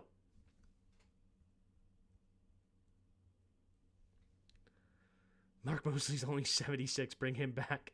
All right, in the shotgun is Thompson. Second and 10. Takes the snap. Drops back to pass. Setting up the screen here for A-Chain. A-Chain. Nice cut. And it will be a tackle. Dominique Hampton making a horrible attempt at a tackle there. It was one of the defensive tackles had to make the play. And now it'll bring up third and about 2 after a gain of 8. Hampton, what are you doing, dude? You got to make a much better attempt at a tackle than that. I believe it was Pollard who made the tackle.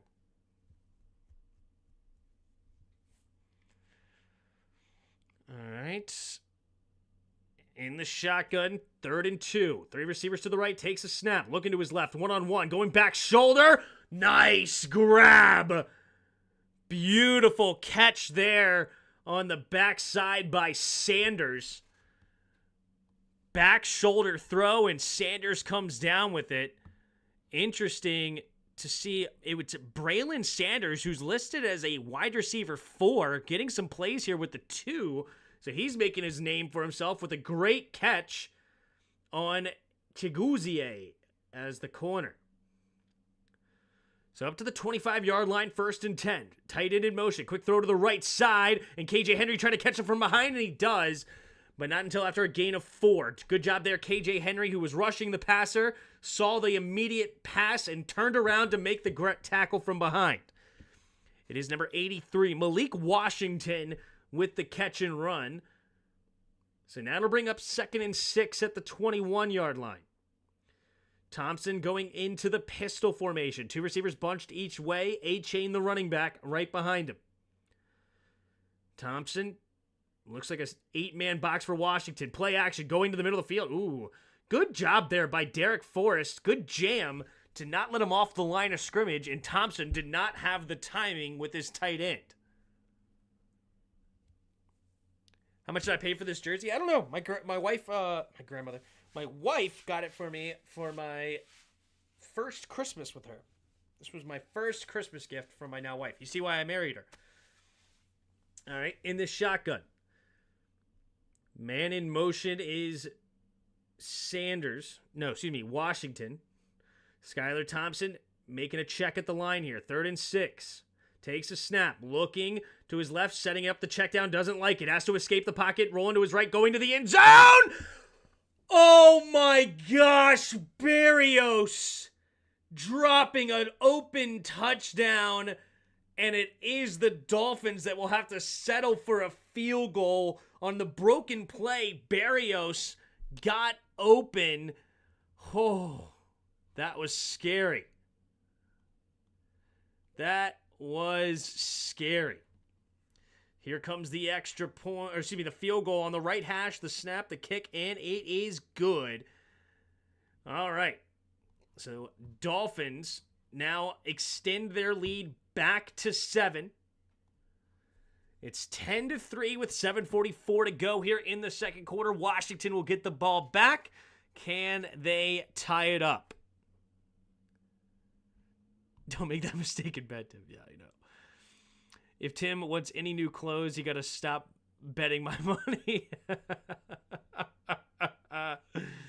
Maybe his grandma and her grandma is hot. You don't know, dude. My grandmother is a wonderful lady. Same thing goes with us. I'm sure we will have plays that protect Jaden. Why put the energy of injury out there past that QB room has? Yeah.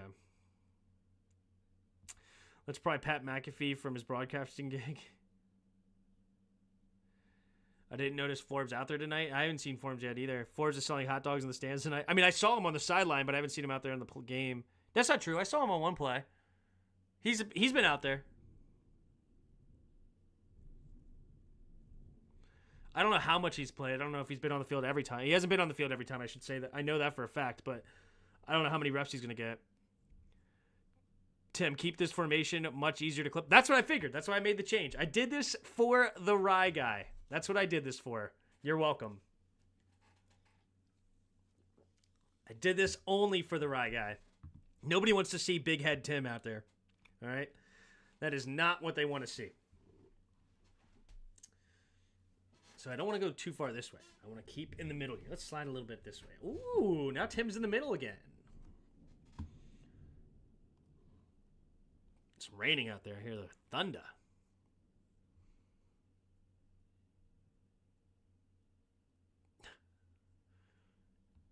How long have you been a Washington fan? So I've been a fan my whole life. According to my dad, I did have a small stint of being a Rams fan with The Greatest Show on Turf. And then he sat me down and said, Tim, there's nothing like being a fan of your home team. So you got to be a fan of your home team, okay? You don't want to just bandwagon on somebody else's team, so be a fan of the Commanders. And he took me to some Redskins games, of course, at the time. And shout out to my dad, he did this to me.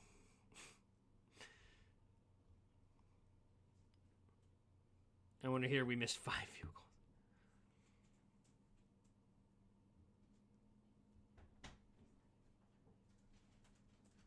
Oh, is she upset?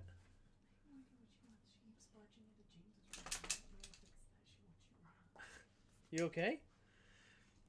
There's the squib kick, and it's going to be grabbed around the 6-yard line, and it will be a gain up to the 22. So the squib kick is the way to go for Casimir Allen. Over under Forbes gets mossed 3 times by Evans. W Dad, yes, exactly. Jose Ramirez looks like a dog. Dodge the Cowboys route. Yeah, never a Cowboys fan. All right, here we go. In the shotgun, Driscoll, 2 receivers each way. Takes a snap, play action, looking to his left, going to the left side, and nice grab. Go up and get it. Is that my boy? That's my boy. Luke McCaffrey going up and going and get it. It's not my first boy. That's Senate. But Luke McCaffrey, I've been in arguments with Jarris. I said, this kid's the beast. He's a dog. And this time he goes up and grabs it out of the slot. Nice grab by Luke McCaffrey. In the shotgun is Jeff Driscoll at their own 43. Takes the snap, handoff up the middle is McNichols with a jump cut. And McNichols will get a gain of 1. 2nd and 9 at the 44. But that's a beautiful pitch and catch there to Luke McCaffrey, who's getting some play now in the second quarter. And Luke McCaffrey, great hands, can catch it contestedly. Beautiful grab. Yep, Ruby. My dad drew me in when I was building RFK Stadium. I was 8 years old. There you go. Takes a snap. Driscoll pumping. He's going to get it out there to Zacchaeus. Zacchaeus trying to stay on his feet. Not much there. and he's going to lose a couple yards after the catch, but he does get a gain of 2, maybe 3. Ooh, Cam Smith making the tackle. He was a corner out of South Carolina. Comes up and makes the nice tackle. Doesn't let him escape. All right. Let's see what we got. 3rd down and 5 here for Washington. In the shotgun is Driscoll. 3 receivers to the left. Zacchaeus out wide to the right. Takes a snap. Looking to his left side. Steps up.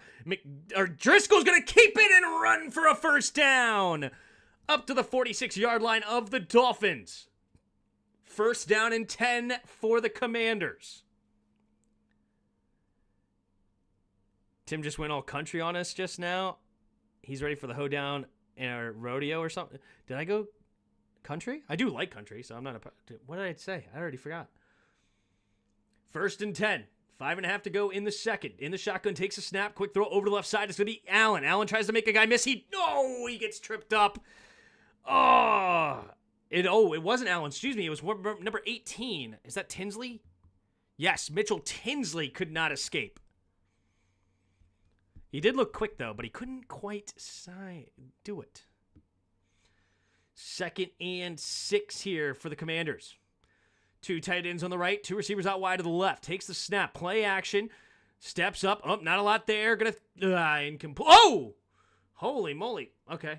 They're going to say it was clean. Campbell comes up and makes a hit after the ball goes away, but he does. Really, I guess Zacchaeus just goes flying. I'm assuming the hit's not actually as dramatic as it looked there. That's kind of a cheap shot. He kind of launched himself, defenseless receiver, when the ball was way out of there. I mean, I don't know. I think that was a little dirty. 2 receivers each way. Luke McCaffrey wants the ball. Jeff Driscoll. Ooh, this should be a quick hot route to Luke. It looks like the linebacker's going to blitz. Yes, he is. Takes a snap, but he doesn't look for the going deep. It's Zacchaeus. So good coverage.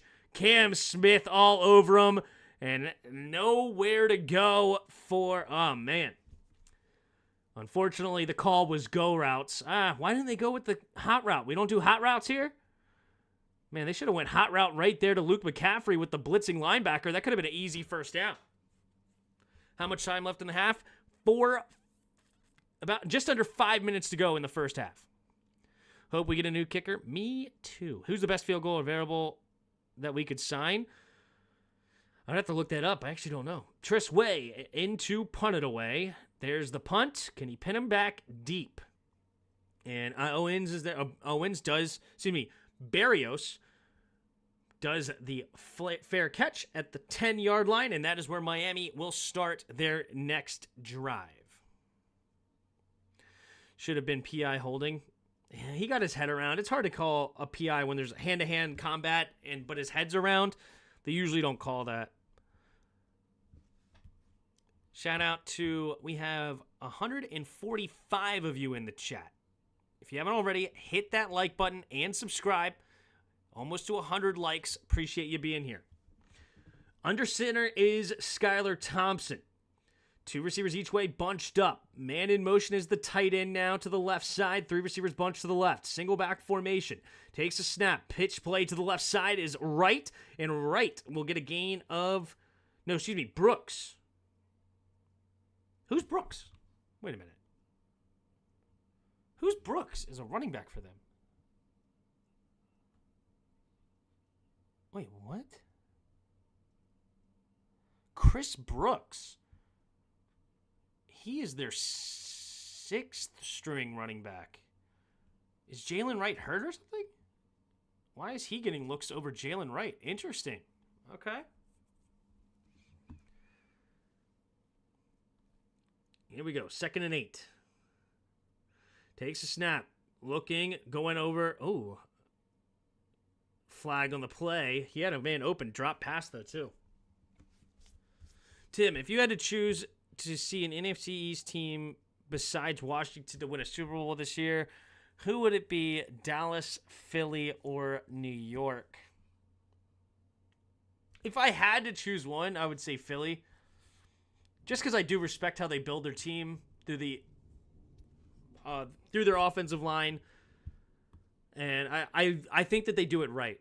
They don't believe in first-round running backs like I don't. I think that they build their team properly, and they've done a really good job, and I respect Howie Roseman. Of course, I don't want any of them to win, but if I had to choose one, I would say Philly, and for that reason. It's because I agree with his philosophy. 3 receivers to the right. In the shotgun, Thompson, quick throw over to the right side, and it's going to be caught. Quick throw to Jonnu Smith, and Jonnu Smith with a nice grab, setting up a 3rd down and 3. 6-string running back. Can he kick?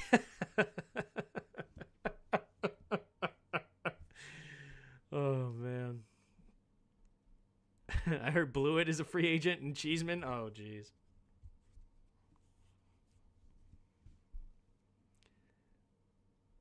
Here we go. In the shotgun. 3 receivers to the left. Thompson takes a snap. 4-man rush. Thompson going deep. Ooh, off the hands of Malik Washington. Oh, you got to make that grab. That's a nice throw by Skylar Thompson that he could not hang on to. That's a really good throw.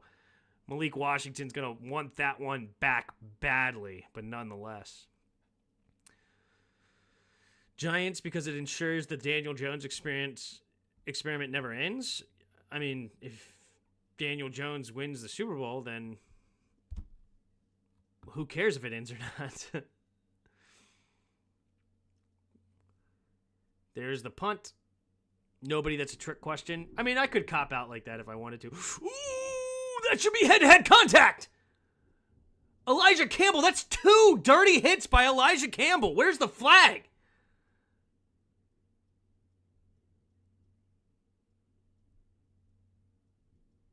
What in the world?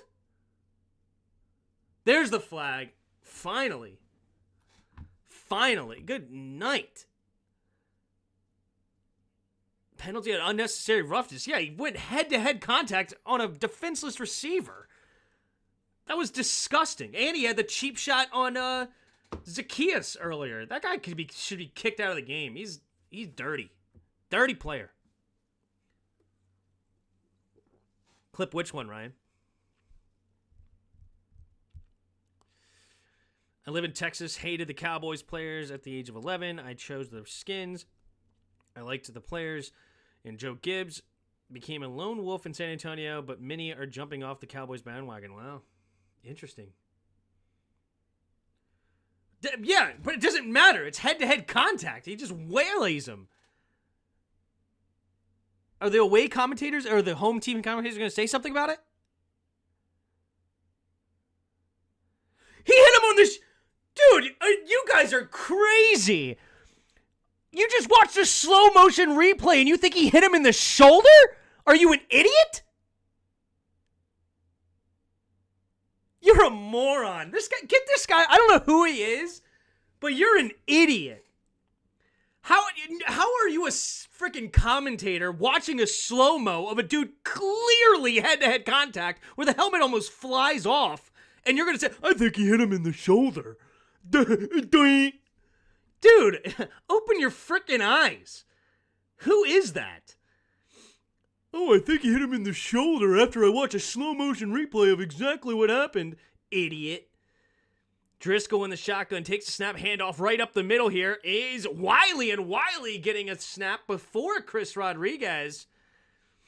Interesting. Erickson Jackson out, yeah. Larry Zonka, dude, you get off the freaking thing, dude. You're blind. Nice run there by Michael Wiley, though. And they do not have to call a play here. They being Washington. It is a half second ahead on the 2-minute. Let's see if they do run a play. 1st and 10. Do they try to get him to jump? 2 receivers each way. Driscoll, they do take the snap. Handoff. Oh. And nobody blocked Robinson. Chop Robinson, the defensive end. Nobody blocked him, and he blows that play up. What the heck? Nobody's going to block the end man on the line of scrimmage? Oh, is that actually... Oh, was it a read option? Oh, that's why. Wow, that's a great play by Chop Robinson. He hit it so fast. Jeff Driscoll didn't even have a chance to decide if he was going to keep it or not. Larry Zonka has been hit in the head too many times himself. He's clearly past it. Yeah. Zonka thinks he's still commentating for American Gladiators. NFL has to be more strict and hand out more expulsions. Yeah. Dude, what the heck, man? I think he hit him in the shoulder. I just watched the slow motion replay. His helmet literally nearly flew off, but I think it's a shoulder shot. Crazy.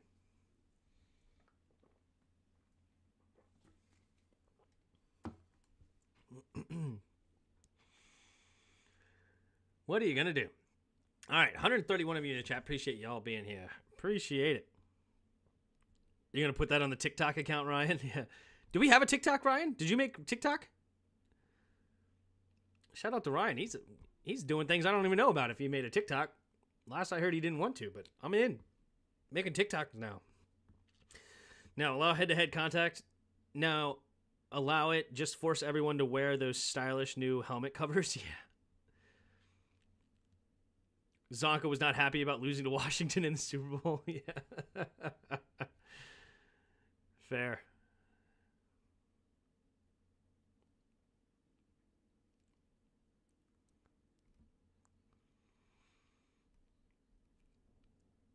I think you have one? I have one now, huh? I'm on TikTok and I didn't even know it. Shout out to the Rye guy. Them IG reels get me rolling, yeah. I am on Instagram, I know that. And we do the YouTube shorts as well. Maybe it was the YouTube Reels version instead. Yeah, well, I know we're on YouTube Shorts and the IG Reels. We're on both of those.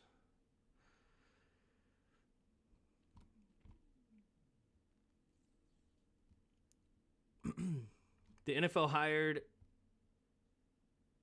to Larry Zonka to show that special needs people need jobs. I just can't stand when you just clearly see it on TV and just people act like, I didn't see anything. It just upsets me.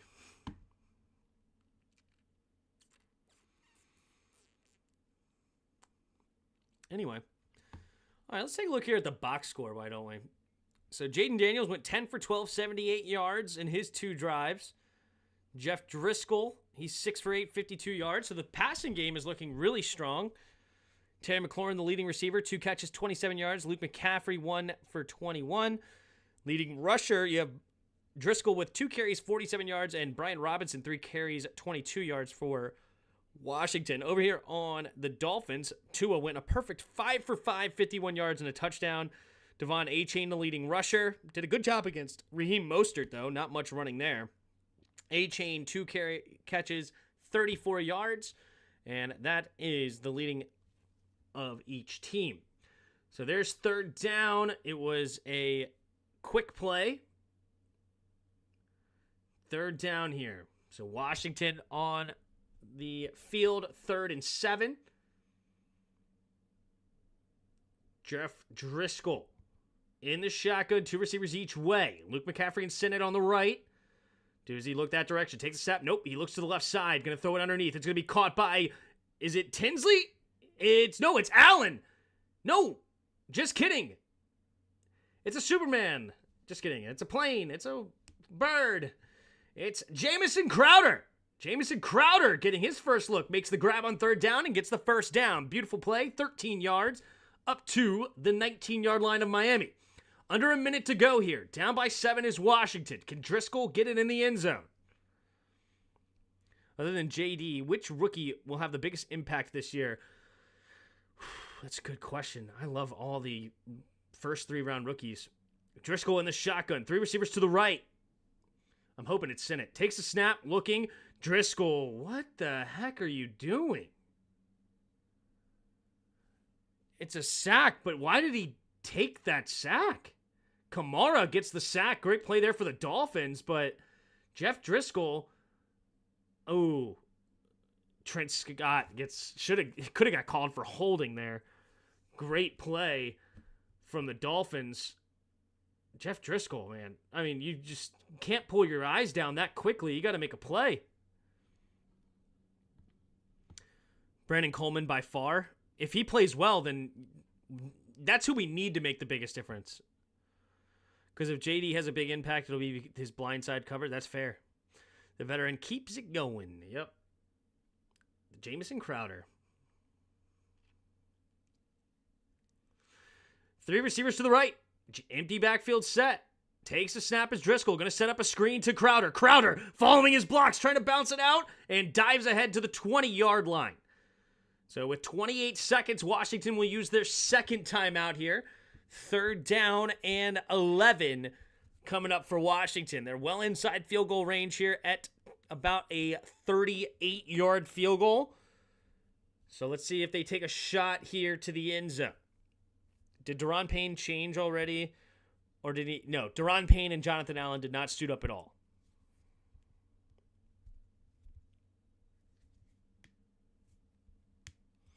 Newton did not sign up either. He's still dealing with his ankle injury, so he's not there yet.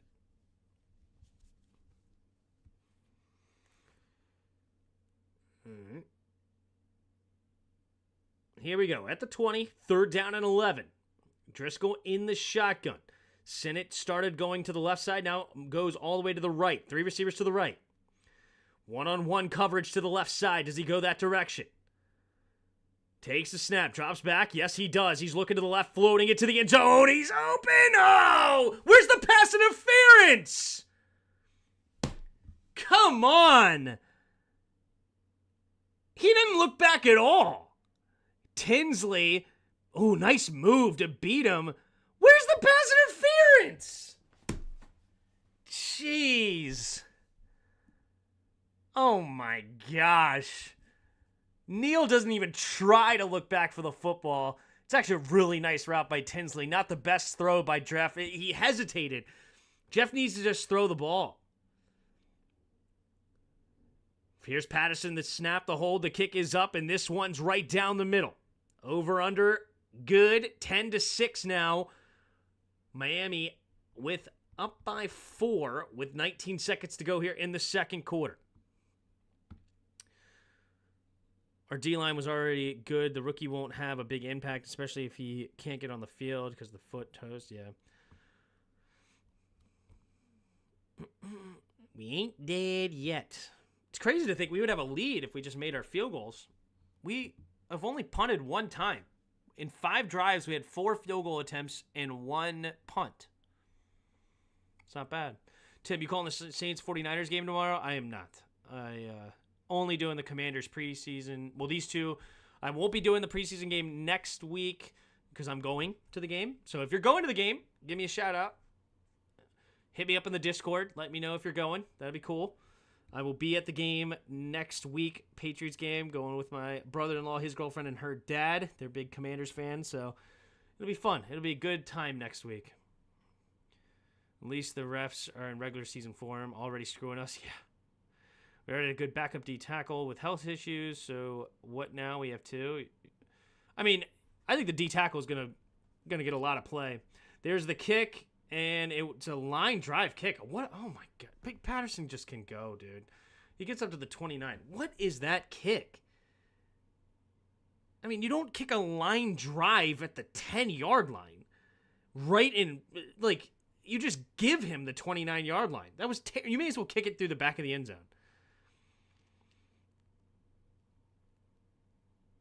All right, 15 seconds left.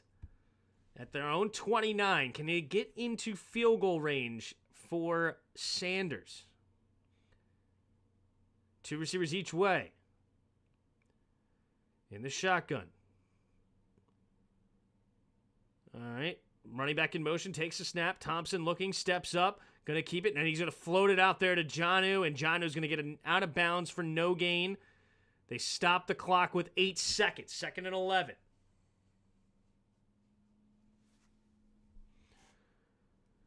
Isn't the game at 8:20 next Sunday? Yeah, I think it is 8 o'clock.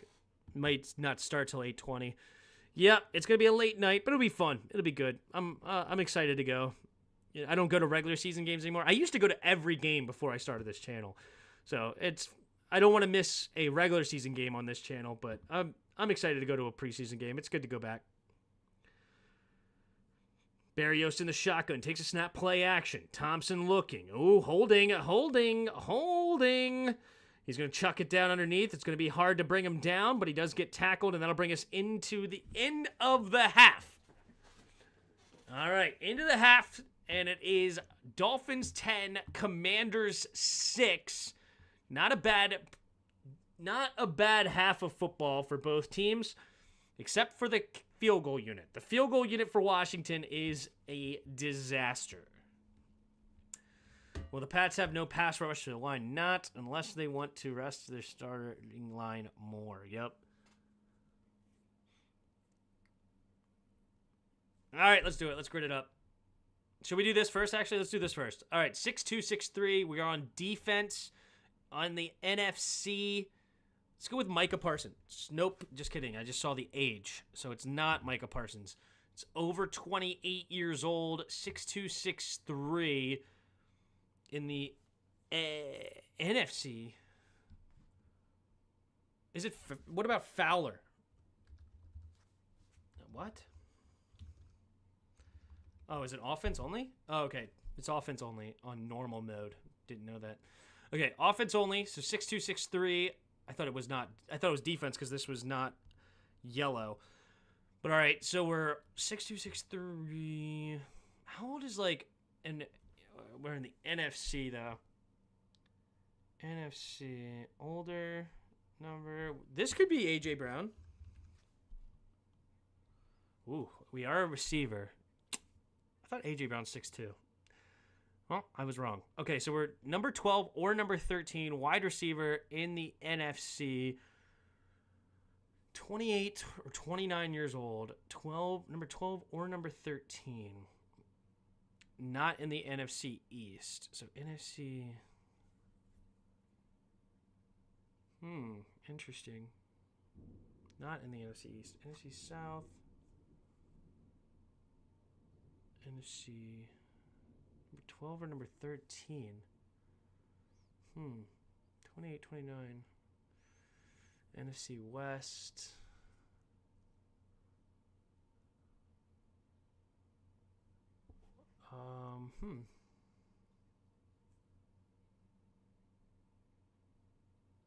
6'2" or 6'3", wide receiver.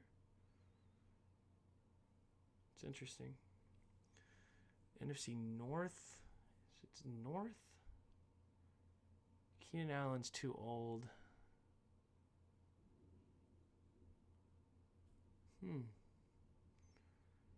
Lions? No. I'm also drawing a blank on who's number 12 or number 13 on any of these teams I'm thinking of. I don't know. I'm just going to go Michael Thomas. I don't think... okay. Apparently he's not on a team. I knew he's number 13. Buccaneers. I mean, I know it's not Mike Evans. He's too tall, but I can at least see if it's the South. No, and it's not number 13. So we are looking at a number 12. So we're looking at a number 12. Interesting enough. Number 12. Who the heck wears 12? Cup? What number's Cup? 10, right? Cup's 10. Not Cup. Who are... Van... Is it like a... I don't know. Is Van Jefferson play for the Lions now? And does he wear number 12? No, he wears number 11. Oh, he's on Pittsburgh anymore, so never mind. Who's number 12? Is it DJ Moore? Is not 6'2". Debo is not 12. DJ Moore is like 5'11". It's not DJ.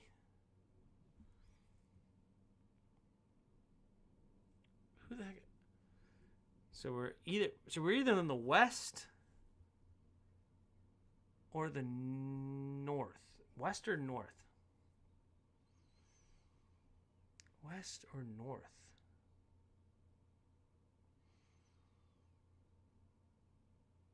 West. The Cardinals.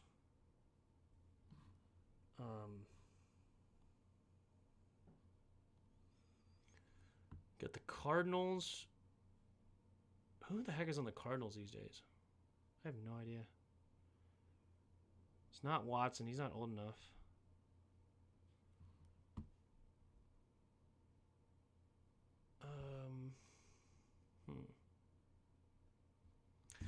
It's not, but let's just throw this out here just to see. Okay, so we're not in the North. So we are in the West. So it's the Rams, the Cardinals, the Seahawks, or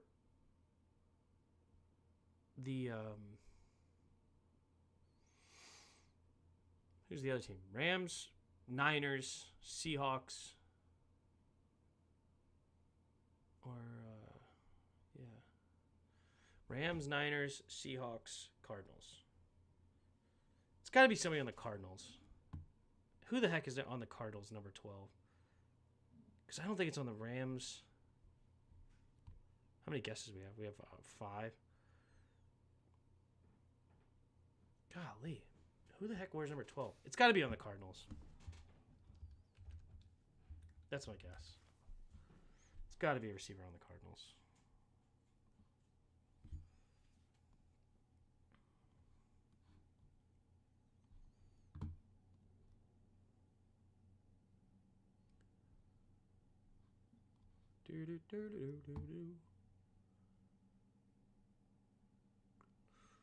No, it's not. Cardinals don't. Oh, they do. Zay Jones. I bet it is Zay Jones. That sounds right. Yeah, Zay Jones. Ugh, that's tough. That was a tough one. But, all right, let's go to the Immaculate Grid. That was tough. Zay Jones.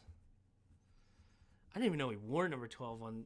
Like, how long has he been there? Is that his first year? Yeah, it's literally his first year over there. Oh, that one was super tough.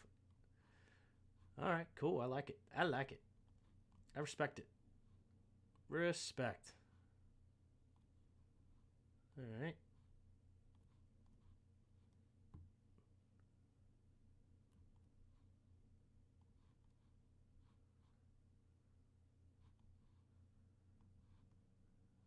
My stream quit working. Okay. Let's try this one.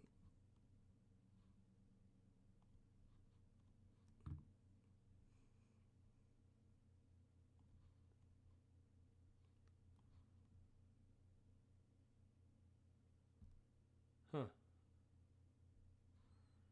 The stream's quit working. That's great.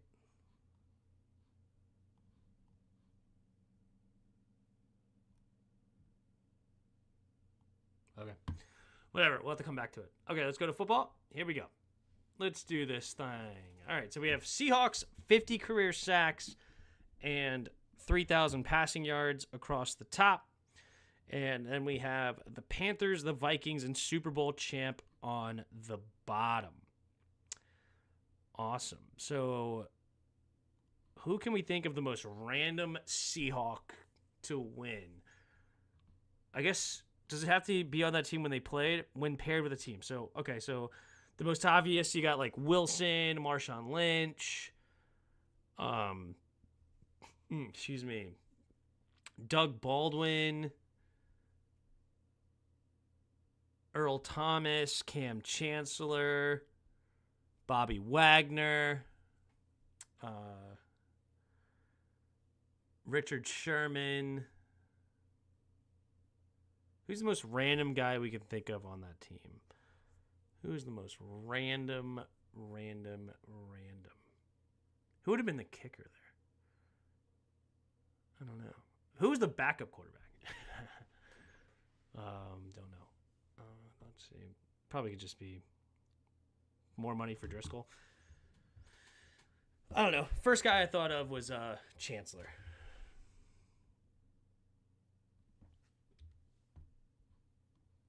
$10. Wow.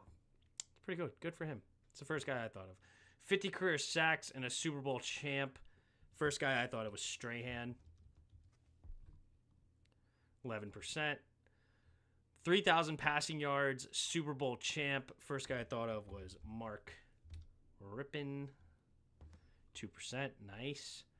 Viking and Seahawk. First one I thought of was Percy Harvin. 32%. 50 sacks. And Vikings, first guy I thought of was Jared Allen. 3,000 passing yards. And Minnesota, the first guy I thought of was Christian Ponder.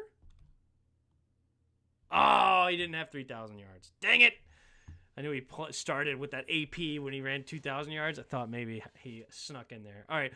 Seahawks and Panthers. Seahawks and Panthers. That's who's the obvious one? I don't even know. Nobody's sticking, like, jumping out at me immediately.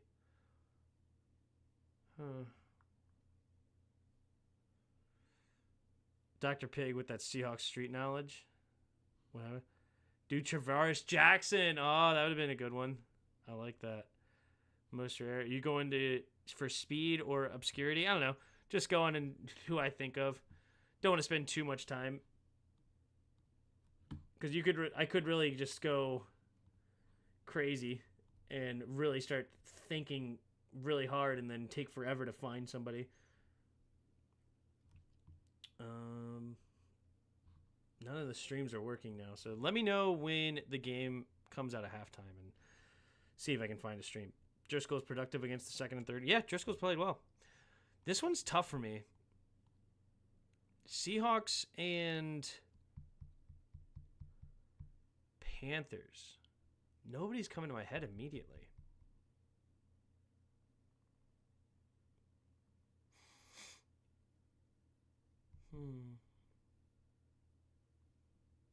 Did Greg Olsen play for both? I literally was just thinking about that too. Did Olsen go to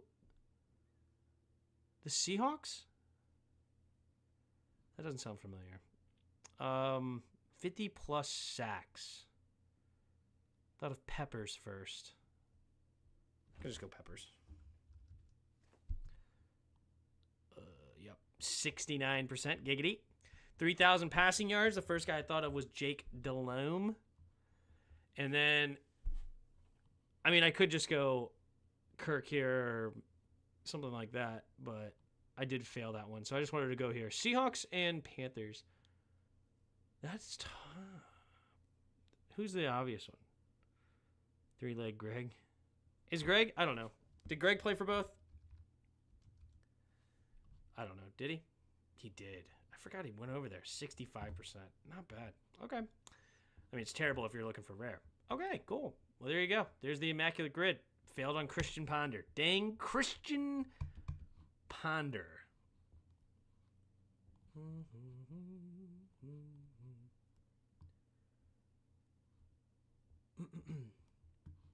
Wise choice he made, yep. All right, there you go. Let's go to Weddle hard mode now. No, not games. Games. Weddle game. .com. Okay. We already did normal mode. What about hard mode? Already did this. Zay Jones. Yeah, okay. Daily hard. Okay, here we go. Hard mode. Who are we starting with on hard mode? Now do the basketball one.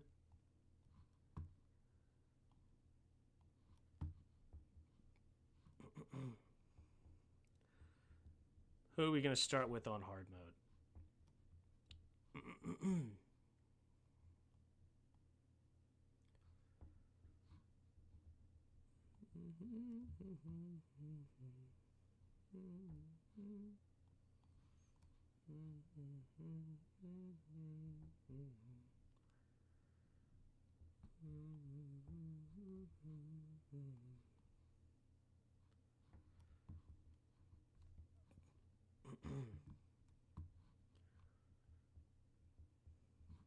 I love that the streams just cut off during halftime.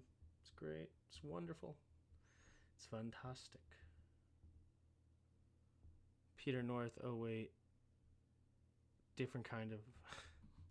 Jeez. All right, nobody's giving me one, so screw all of you. This one, we'll go here. Daniel Brunskill. Okay, so we're on offense. We're under 6'3", below 60. We're in the NFC, under age 30. Let's just go with Devontae Smith. Oh, we're on the Eagles. We're on offense. We're 25 years old. We're 6'1", 6'2". We are a very low number. A very low number. 25? Is that... So Saquon's older than 25. Is it Hurts? Is Hurts 25? Hurts has got to be older than 25. Has to be. Has to be older than 25. We're 6'1", 6'2". Pickett's taller than 6'2". It's not Pickett. So we are number 3-2-1. Is it? No, it can't be the kicker because it's on offense. The game started? Okay. See if it's working now.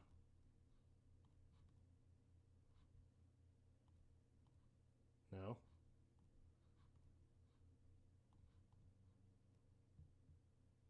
No.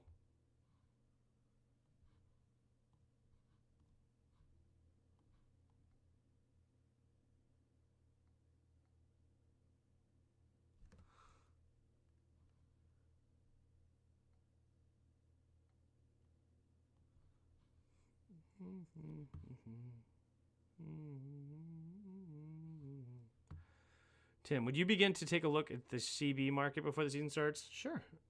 We can do that later. I just need a stream that works.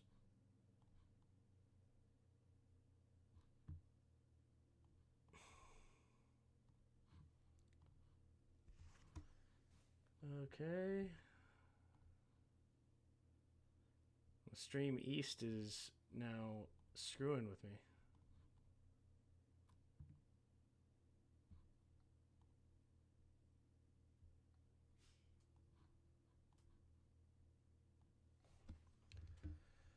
Okay.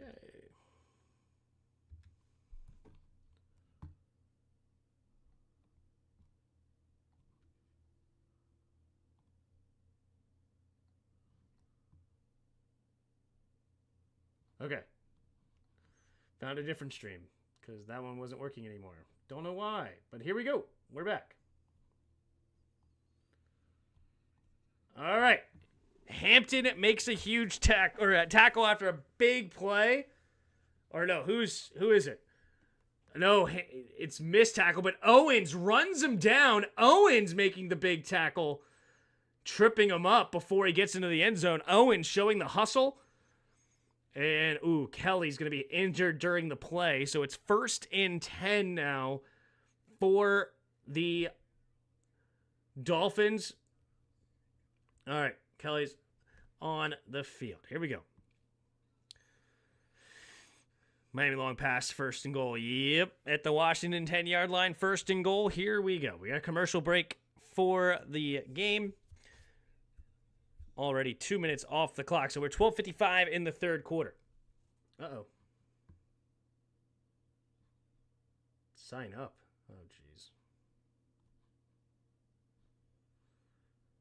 Oh, no.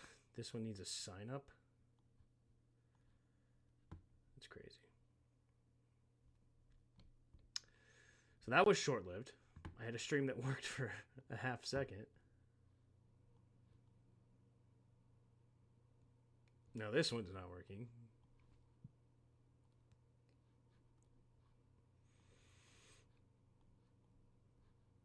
And that one's not working. Excuse me.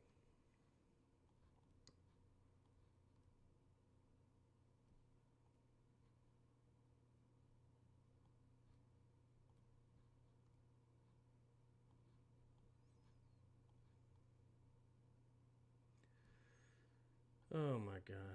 I hate technology. I hate it so much.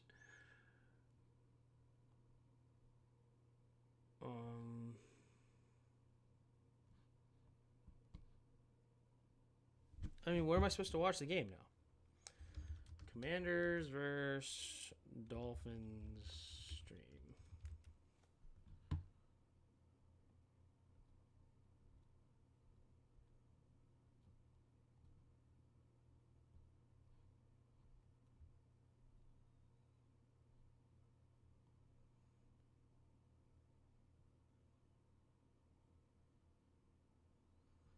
It's a free preview.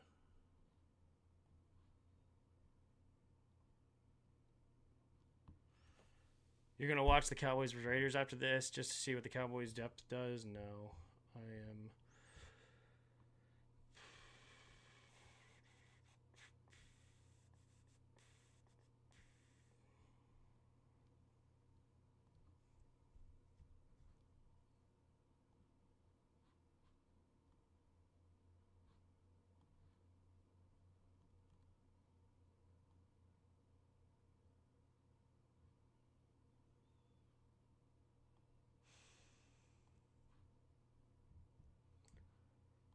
I don't know why Stream East quit working.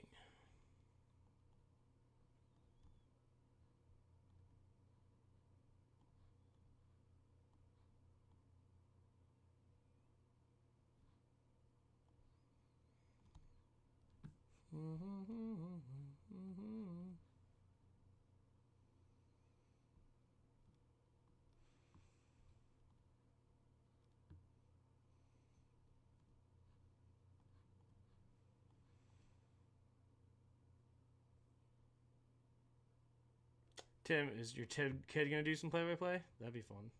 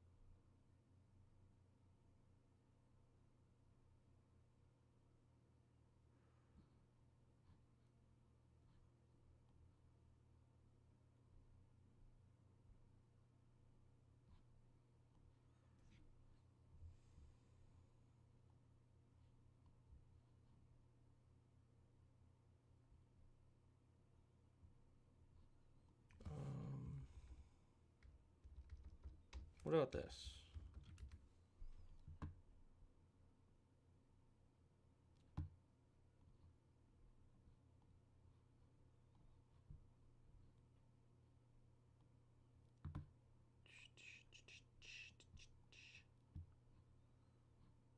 What about this?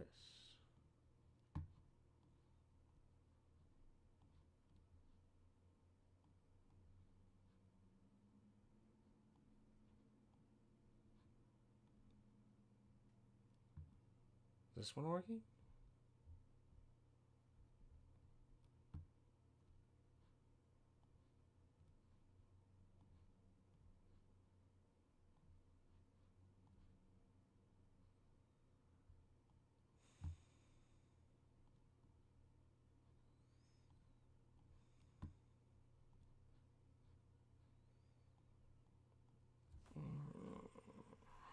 Where did I get the Jets game from? I got the Jets game on YouTube TV, but YouTube TV is not working this week.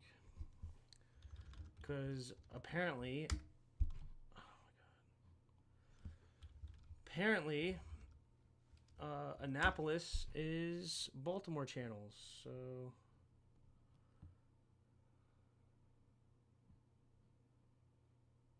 So they have the Pittsburgh game on instead of Commanders game.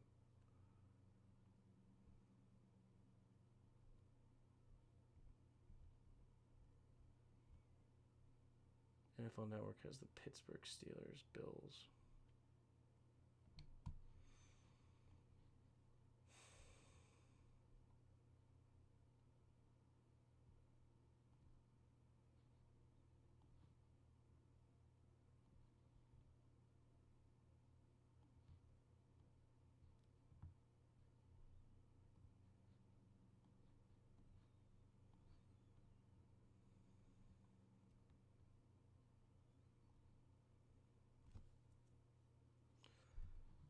ESPN Gamecast is frozen too.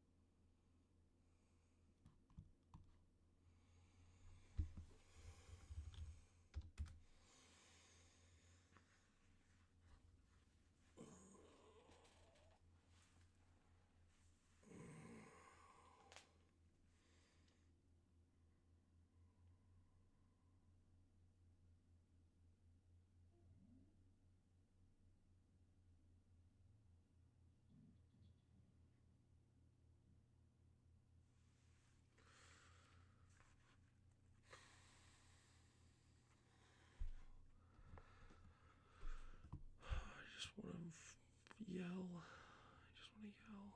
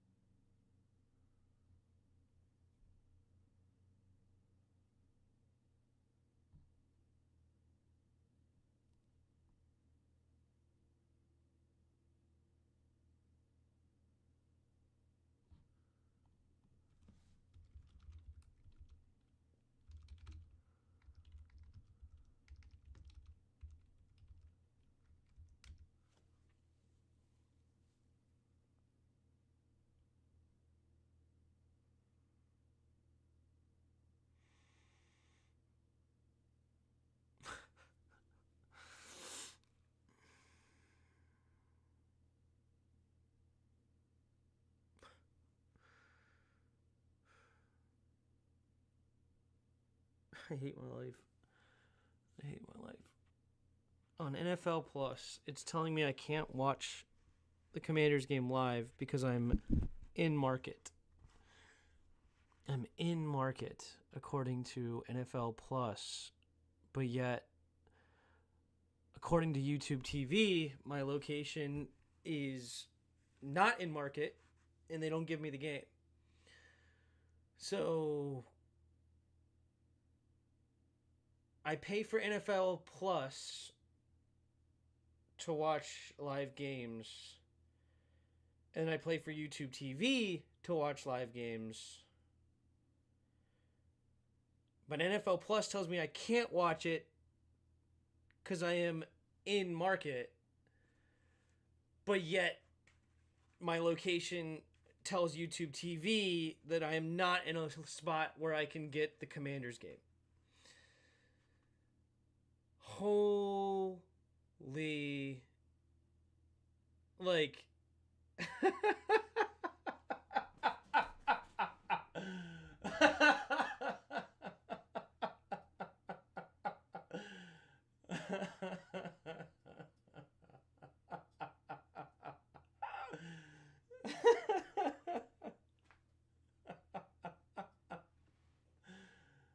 oh my God. You can't make this up. You can't make this up. Like, that is insane. Right here, watch live NFL Plus. This game is in market and is unable to watch. But when I go to my YouTube TV, go here, sign in, and I go to live. It's not on my CBS. 48 hours. They have 48 hours on. It's not on my NBC. It's not on my ABC. It's not on my NFL Network. NFL Network is the Bills and Steelers because I'm in the Baltimore market. So I'm in market for one of the services I pay for. I'm out of market for the other one that I'm supposed to be able to get in market games. And I'm sitting here on a live stream where I can't watch the game because I'm getting absolutely kicked in the nuts. And now the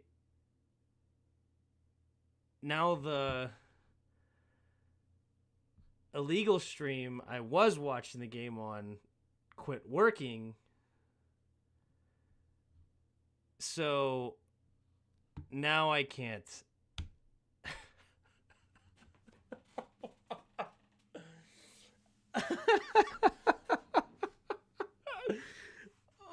Like, I don't use Cody. What is Cody? I don't know what Cody is. Cody? What is that? Is Cody completely free? Cody spawned from the love of media. It is a media center, the internet hub that brings you all your digital media together into a beautiful and user-friendly package. I don't even know what that is.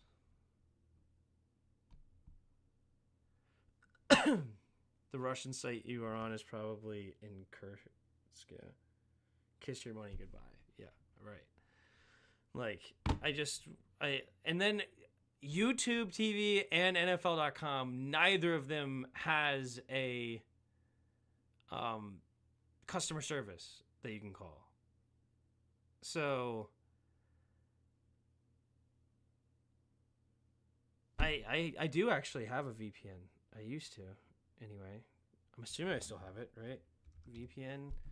ExpressVPN, but I don't think that works for YouTube TV. I'll try.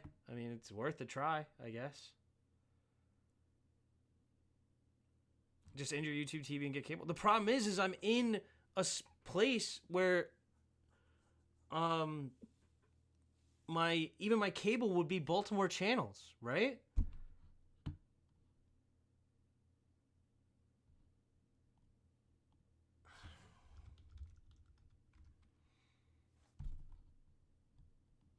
I mean, you pay for, like, that's what I'm saying. Like, I'm so mad because it's like you pay for what you think you need. NFL Plus subscription and a YouTube TV subscription, one of those should get you there. I would think one of those gets you there.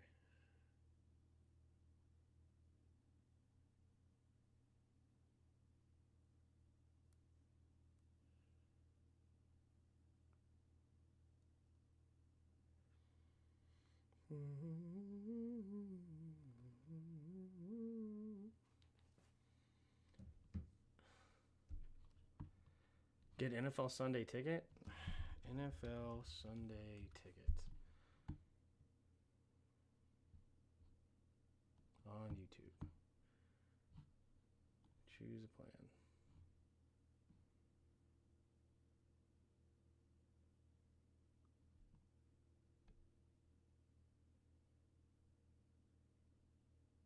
How much?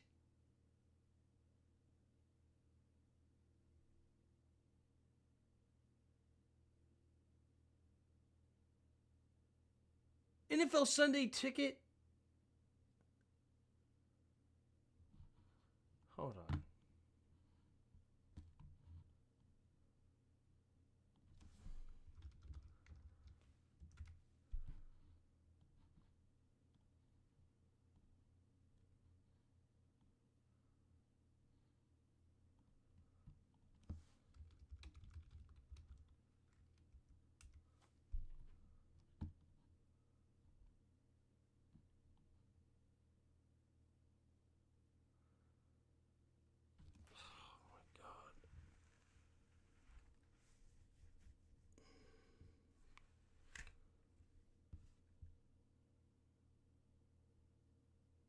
I can't justify that.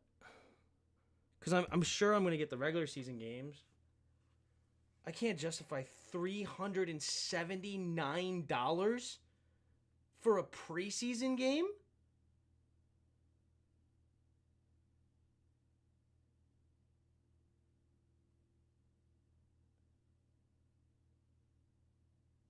And it also says for every out-of-market Sunday afternoon game. So I'd be paying for this, and then they would tell me I'm in market.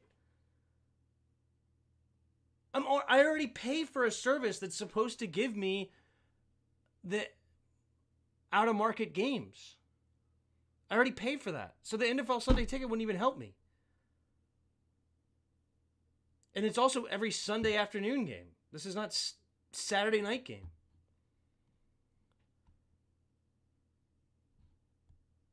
So it's not like I'm just getting absolutely freaking reamed.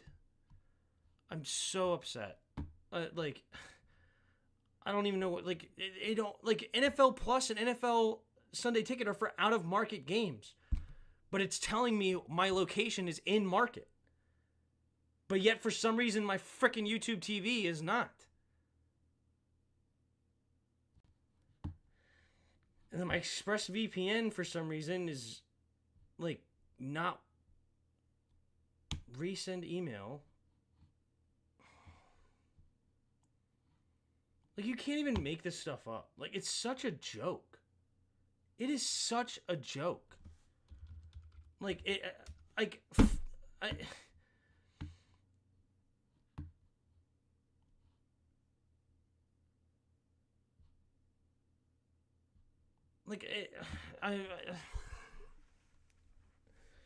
I'm out of market, yet I'm in market. Depending on which one you're using. Like, it's... What the hell, dude? Like, I pay for both. I pay for the two things that I'm supposed to be able to use. Like, either I'm in market or I'm out of market. Like, I don't know why YouTube TV doesn't keep me in market. But then NFL Plus tells me where I'm at is in market. So I don't know what to do. And then, like, the illegal streams quit working. So I'm probably just going to have to call it a day. Because it just is what it is at this point. I mean, I don't know. And I don't know what else I could have done. I pay for the in market, I pay for the out of market, and neither one is giving me the game. Oh, is it finally work? This illegal stream is working now? Is it on commercial break?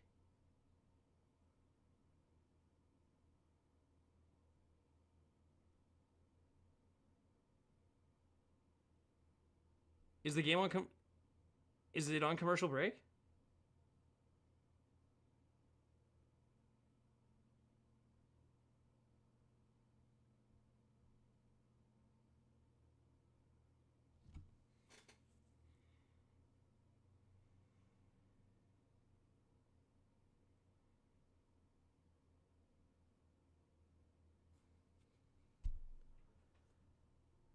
My question is this. Does the NFL even want viewers? It is so frustrating finding anywhere to watch a particular favorite team. It's really difficult. Yeah. I'm in apparently in a dead zone. Annapolis, Maryland is a dead zone for Commanders. Because NFL Plus says you're in market, so you should be able to watch the game. But then your cable service says you're out of market. You're in Baltimore channels. So they give you the Baltimore game. So it's just... But is it on commercial break right now? No. So this is not even the stream anymore.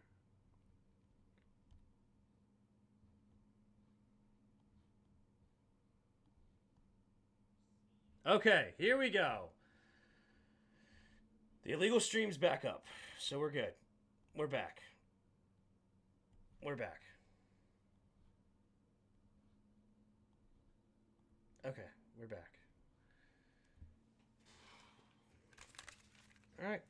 Well, thanks for the 90 of you that have stuck this out with me, but we're back here.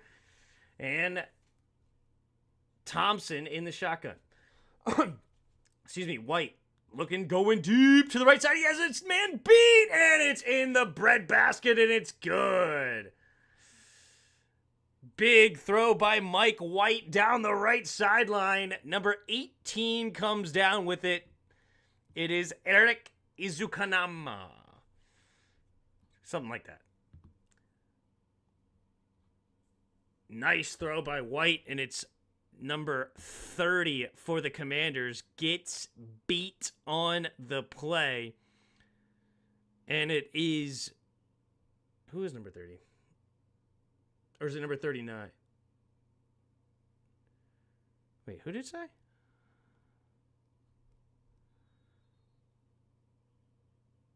It must have been 36. It must have been Kai Bluey or whatever. All right, Miami uses a timeout as the play clock hits 0.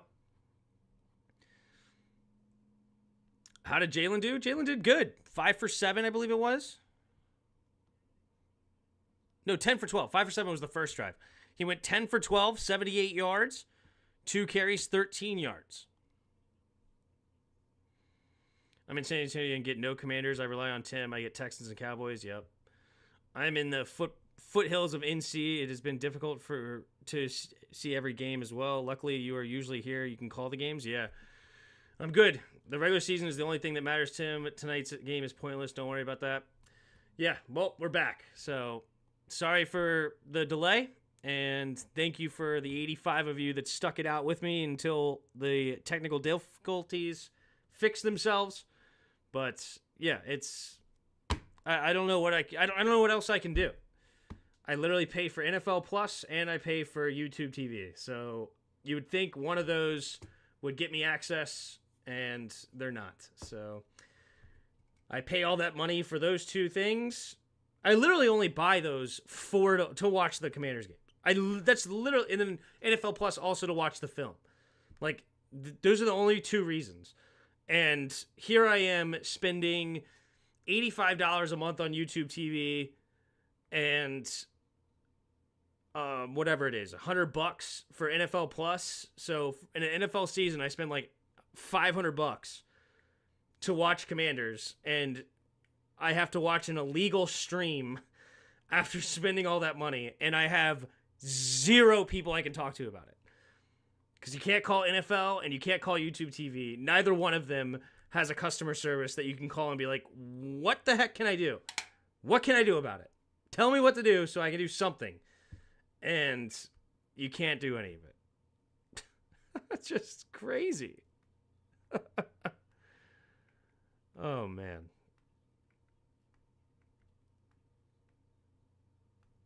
All right, here we go. Hand off to the right side. No, play action. Rolling to his life is Mike. And high throw, no good. Looking for Eric Ikazumnumla. 3:08 to go here in the third quarter. Miami's up 13-6 and in field goal range. They're at the Washington 14-yard line now.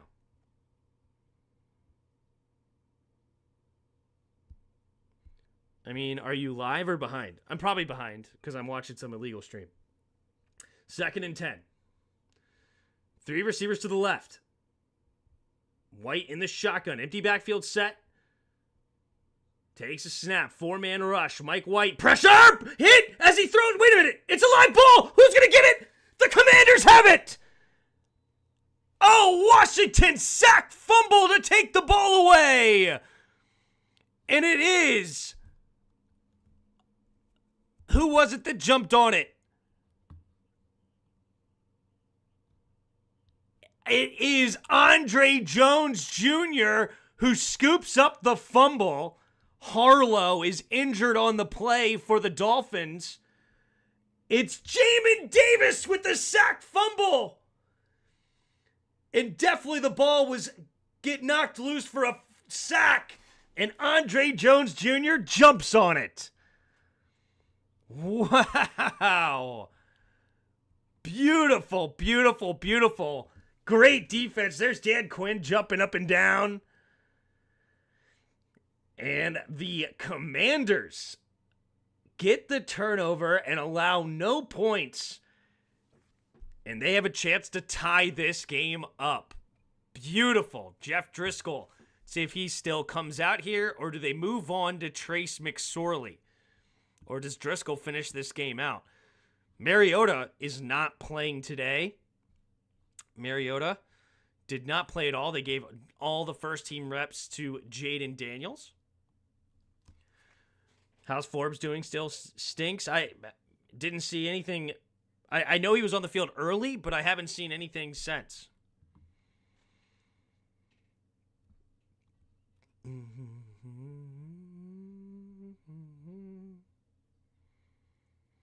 87 of you in the chat. Appreciate you. I just need 2 more likes for 100. 2 more likes. Can't wait to go back to frickin' Bowie. I need to move back to Bowie so that I'm back in Washington's market. But what are you going to do? No one has customer service anymore? Yep.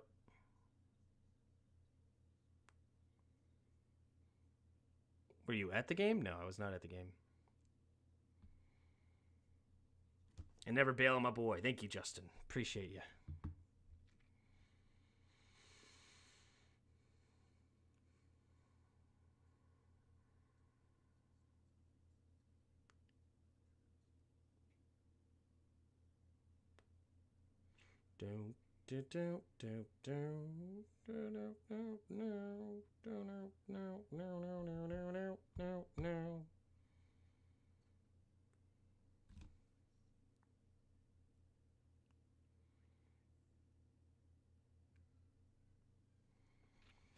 Put Driscoll back in. Yeah, Driscoll's played pretty well. 11 for 15, 82 yards, including 4 carries for 45 yards as well. He's been sacked 1 time. That was a beautiful play by Chop Robinson. Luke McCaffrey is now the leading receiver. 2 catches on 2 targets, 30 yards. Put respect on my boy's name.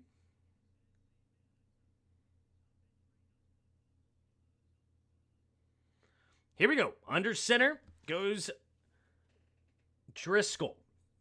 No, Trace McSorley enters the game. Excuse me. Oh, fumble! And he scoops it up as Wiley. The first snap for McSorley's a fumble. And it's a 2-yard loss for the Commanders. QB sucks. They put McSorley in as QB, yep.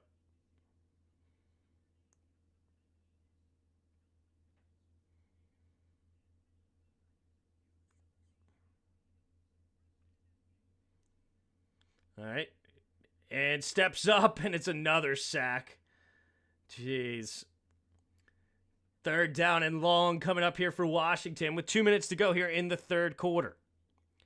Timmy, are you going to commentate any commercials this year? Yeah. Yeah, let me get on that next time. I actually haven't seen that many commercials tonight. The legal stream at least doesn't show commercials. That's cool. 3 receivers to the right. In the shotgun. Takes a snap, drops back to pass. Looking, stepping up, going to the right side and into the dirt. He actually had his man open, but he could not connect. And that'll force a punt coming here for Washington.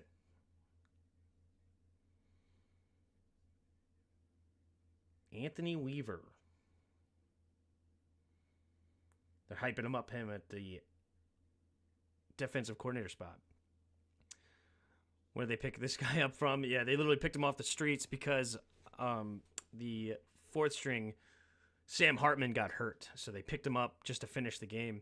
Tim, how would you feel if your son's first word is Snyder? That's funny. First word is Snyder.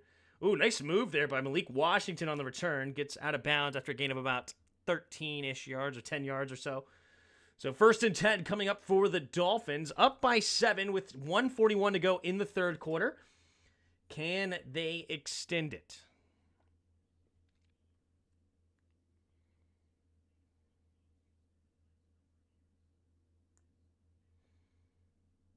But for regular season, I should be fine. I would imagine that the Baltimore channels give Washington games. So I didn't have any problems last year with watching the game, if I remember right.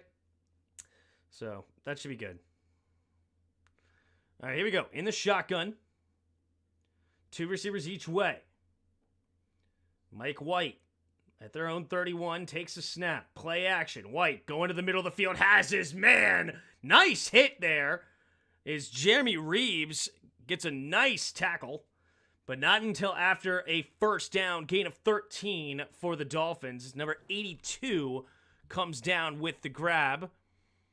Number 82 is Willie Snead, the vet. Late in a game in a 4th quarter, Willie Snead, he's been in the league now for like 8 years or something, fighting for a spot here on the back end of this game. Ooh, Reeves ended up hurting himself on the play, a little shaken up. Got to be careful. I think we got the Giants for 3rd place. Where are we finishing in the NFC East? 3rd or 4th? I think we're going to be 6-11. I think that should be good for 3rd. I don't think the Giants are going to have a good year. Can't even watch the games, the NFL channel, because of restrictions. Yeah, it's crazy, dude. Crazy. 1:18 to go in the 3rd and counting now. 1st and 10. Takes the snap, fakes the pitch, rolling to it. Oh, he's going to float it out there. No good. Too high for McGowan.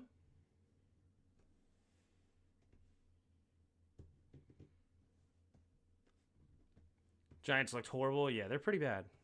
We better beat the Giants twice or I will kick my dog. That's a strange admission. All right. 2nd and 10 at their own 44. White in the shotgun, 2 receivers each way. White takes a snap, 4-man rush. Going to the left side. Oh, come on, Pierre. Oh, my gosh. Pierre. Right through the hands of James Pierre. That should have been an easy interception.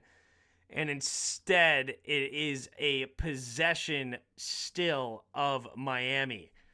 Ugh, tough. Minute to go in the third quarter. Empty backfield set, 3 receivers bunch to the left. Mike White, empty backfield.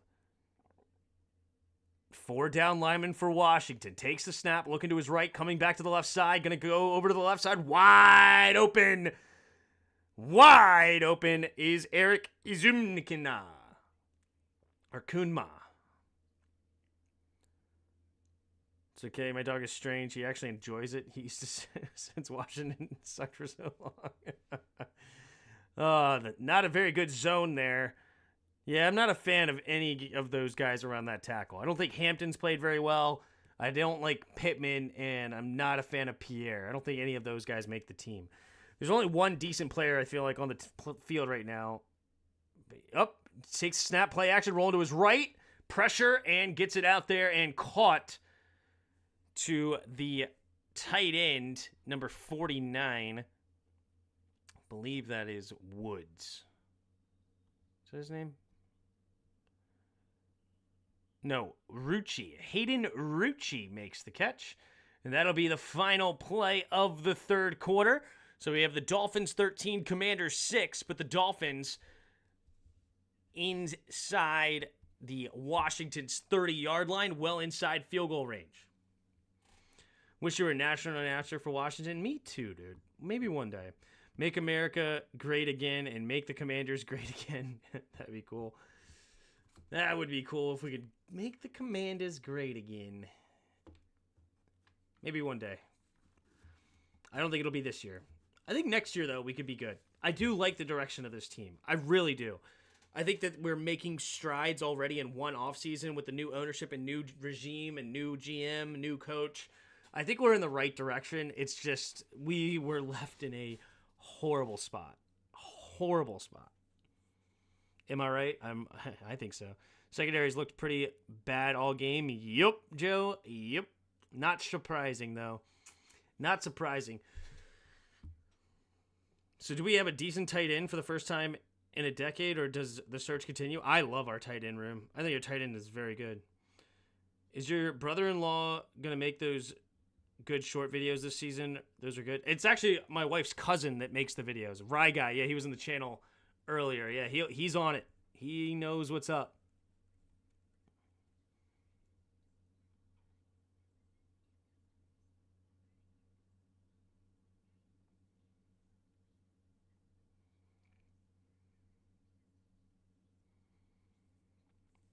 Still got a lot of holes to fill. Yep.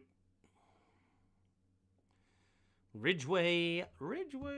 Yeah. Like, I think that we've made a lot of good strides, right? Like, if we look at this team, I like our receiver room. I know they're all worried about the second receiver, but I actually like it. I love Terry. I like Luke McCaffrey a lot. I think Jahan could be a beast in the slot. De'Ami Brown has stepped up and played very well. I like this Olamide Zaccheaus. That could be a cheap guy bringing in next year for sure. The interior offensive line is relatively, like, they're not young, but they're not old either. These guys could be here for a while, which is good. Brandon Coleman hopefully could be a good left tackle for us. I think he's more of a right tackle, but I'm rooting for him to be the left. Jaden Daniels, we have our quarterback of the future. Brian Robinson, completely fine running back, but running backs are a dime a dozen. You can find a good one just about anywhere. Looking at the defensive side of the ball, I love Johnny Newton. I love Mike Sanders still. Jordan McGee up in the air. I think he's injured right now, so we'll see how that goes. But there's a lot of good players on our defensive line that are still going to be here for a while. So the direction of the team is good. All right, Mike White in shotgun. Second down, takes the snap, play action, steps up, pressure coming, and down goes White.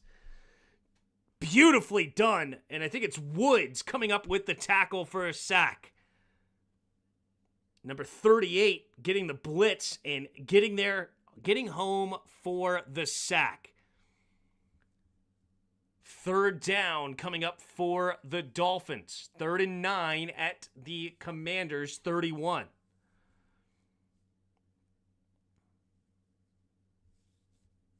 In the shotgun is White. Empty backfield, 3 receivers to the left. Here we go. takes the snap, 4-man rush, has a pocket, going to the left side, and it's going to be incomplete. Nice defense there. Was that batted away? Castro Fields. Nice play by Castro Fields. Good defense. And that is one that Tech wanted to improve on. That he was hoping that he would get some good reps, and that was a nice one there. Getting the pass deflection on the slant. All right, from the right hash, Sanders looking at a 49-yard field goal. 4th and 9. Takes the snap, the hold, the kick is up, and the kick is no good. Wide right. Sanders, who's been a very good kicker in the league, misses this one wide right, and it remains a 7-point game here. Dolphins on top with 14:09 to go in the fourth quarter. I wish JD played the whole half. I think he played enough to show that he knew what he was doing. Quick, concise throws, good decision making. Didn't put the ball in harm's way. I thought he played well. Castro Fields is an interesting name. I guess Hitler Fields would have been too weird.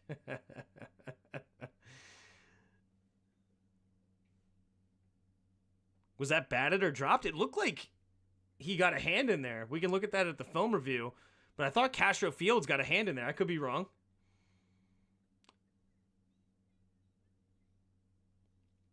It's a good note to keep an eye out for the film review next week. Yeah. Speaking of film review, we might do film review tomorrow night. I had a job come in for Tuesday. And fortunately, the job starts at 8 p.m. So I'll probably have to do that on Tuesday. So we'll probably do the film review tomorrow night. Hurts still best QB in the division. We'll find out. That's right. We'll find out. I mean, of course, he's got to be. Him or Dak has got to be for now. Right? You're not going to put a unproven rookie above those guys where Dak Prescott's putting up MVP caliber numbers, and then Jalen Hurts obviously been to the Super Bowl, played well, leader of that team over there.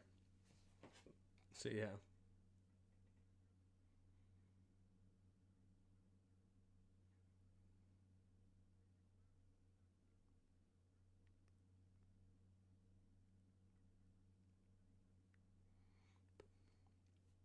Miss Hartman, yeah. Kingsbury still going to try to get that Texas Tech style offense in Washington? I don't think so. You got to start on a project at 8 p.m. on Tuesday? Yeah, it sucks. But yeah, I got 2 night jobs. I'm working Monday night and Tuesday night. Gotta love it. Gotta love it. And I want to get the film review in before Wednesday night's command ads, so. In the shotgun, 2 receivers each way, takes the snap, high snap, quick throw over to the right side is Tinsley. Tinsley trying to make a guy miss, but no, good tackle. He was hard to bring down, though. We haven't seen Martavius Bryant at all tonight, have we? I don't think so.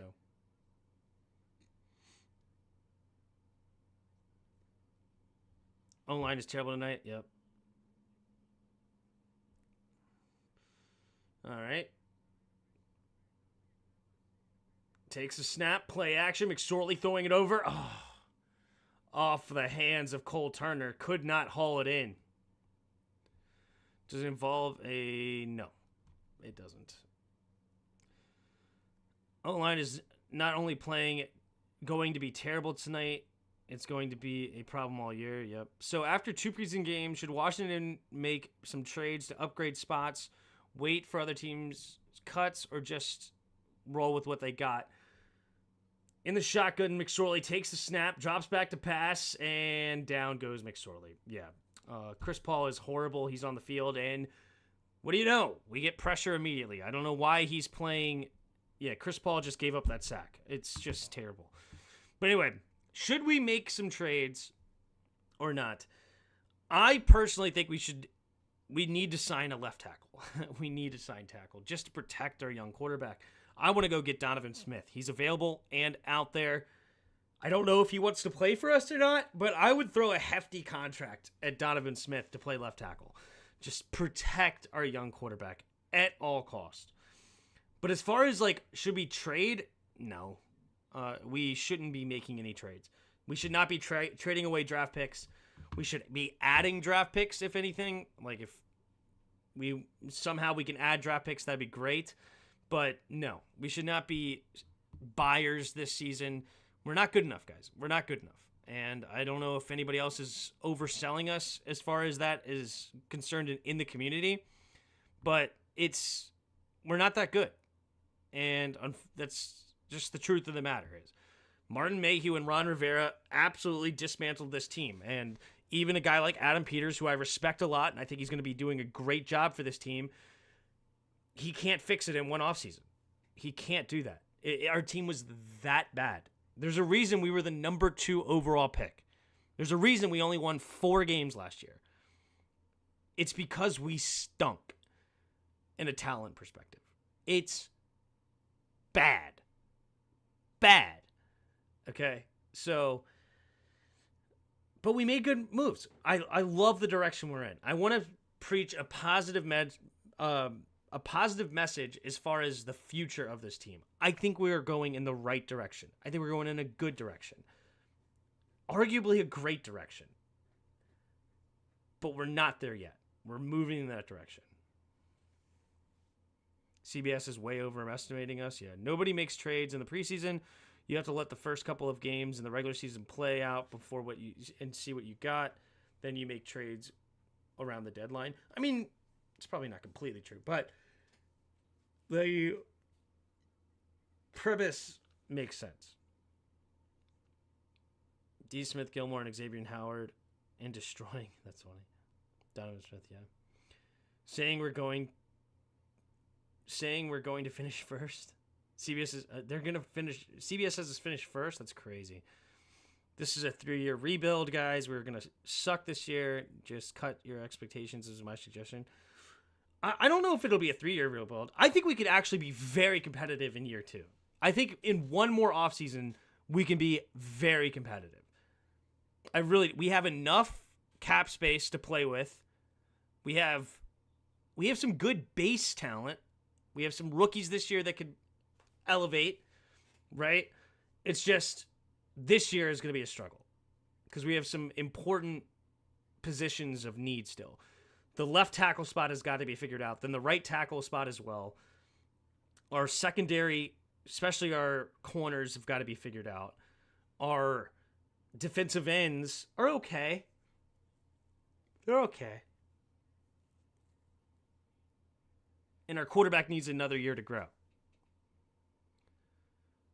Takes a pitch play to the left side and backs and is no good. Hey, good defense by Washington. Tried to cut back after the pitch play to the left and no good. Uh-oh. Hurt Washington, number 56. Oh, man, he's looking like he's in real pain right now. That is Harris. Jalen Harris shaking up on the play. Hopefully he's okay. You mean the guy who made the 0-16 Lions ruined our team? I'm shocked. Yeah, I'm right. I'm with you, MP. I love the DQ, both kinds. Yeah, Dairy Queen and Dan Quinn. Yep. Now, Tim, I feel like we were Lions path that they were on the past 3 years. No, I totally see us as the Lions. I agree. I've been saying that for a bit now. The 2021 Lions. But I mean, it's possible that we won't be a real contender till year 3. I agree with that. But I think that we could be a very competitive team in year 2 that has a puncher's chance. That's what I mean. But yeah, it'll probably take 3 or 4 years before that we are like an actual Super Bowl contender. That's fair. I don't think next year that we're going to be a Super Bowl contender. But I guess it depends on what you're saying. But I think in year 2, we could have a surprising chance, kind of like the Bengals did, right? That they were in the Super Bowl a year before that. I thought they were going to be really competitive, right? So next year will be interesting. If it gets us to the NFC Championship game in year 3, I'll take it, no doubt. Yep. How do you know if you love Coach DQ when you loved Eric B last year when y'all started 2-0? They ran him out of town. I was not a super big fan of Eric Bieniemy. I thought Eric Bieniemy did a really good job in week 1 in some ways, but I mean, I was the one preaching for a while that I thought we were going to be a struggling team. I predicted 6-11 last year as well when we were 4-13. So I was not super high on this team. I mean, I don't know why. I mean, I know why, because everybody wants to be positive and everybody wants to be competitive and they want to be a big head. And every year the Washington community, the YouTube community, is all blowing smoke up everybody's butt. So a lot of people made you guys believe last year that we were real contenders. Like, we made great strides, even though we basically had a rookie quarterback behind a horrible offensive line. And yeah, it just is what it is. But I predicted 6-11 last year, so. All right, 2 tight ends on the left side, 2 receivers out wide to the right. Oh, wait, what the heck? I'm so confused. Oh, now the stream is going back and forth between third quarter and fourth quarter. Stepping up and comes up with a sack. Beautiful. Washington ends it.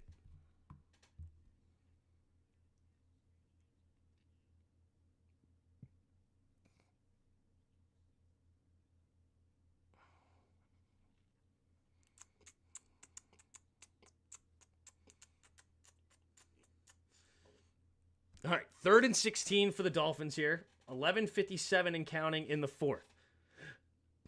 Mike White in the shotgun. Man in motion, 2 receivers each way. Looks like man-to-man defense for Washington. Nope, quick screen pass on 3rd and 16, and good tackle there by Walker. Mykal Walker in on the game, and he makes a nice tackle. He's one of my favorite players. As far as a guy that's fighting to make the team, I really like Mykal Walker.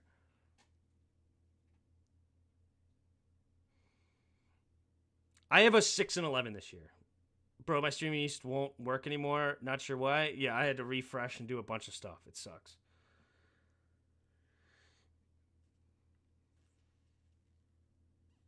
Here comes the punt from Miami. And a booming kick. And McCaffrey's back there to return. But it's basically right at the out of bounds. So Washington will get the ball back at their own 28-yard line. Uh-oh. Number 24 for the Dolphins pulls up lame, grabbing his hamstring, it looks like. Number 24, Cam Smith. Oh, no. Cam Smith banged up. Tough.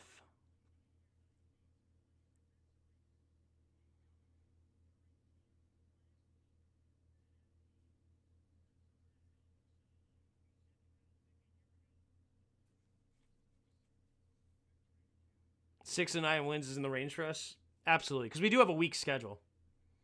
McSorley in the shotgun, 2 receivers each way. Takes a snap, hand off to the right side is Casimir Allen.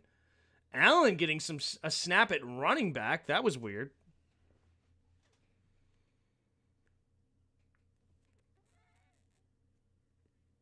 Okay. 2nd down and 8 after the 2-yard run to the right. 10:30 to go in the 4th quarter. In the shotgun.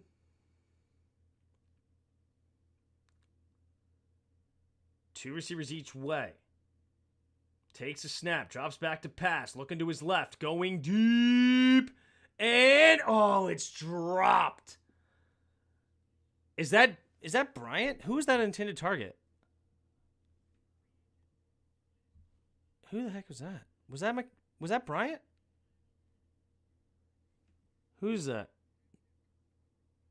Number 88. Yeah, it's a pass interference. It is Bryant. Martavius Bryant gets a target. He couldn't bring it up, but he does bring a penalty.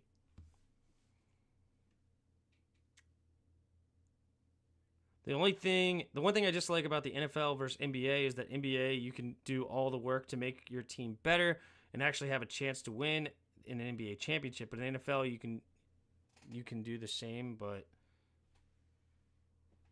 what? Not sure what you mean. 1st and 10. After the penalty, 1st and 10, we'll get Washington at their own 35. McSorley will go into the shotgun. 2 receivers each way. Takes a snap. Handoff up the middle is Allen. Allen getting a nice run through the line of scrimmage and gets a gain of 4. Somehow slipped through there. Did not look like a lot of running room, but hey, Casimir Allen getting some carries is a wild look. Vandenberg for Miami shaken up on the play. Bryant Shirley gets cut, right? He's past it. He was just here for a tryout. I mean, he did not get enough reps today to be competitive, so doesn't look like they're super excited about him at the moment.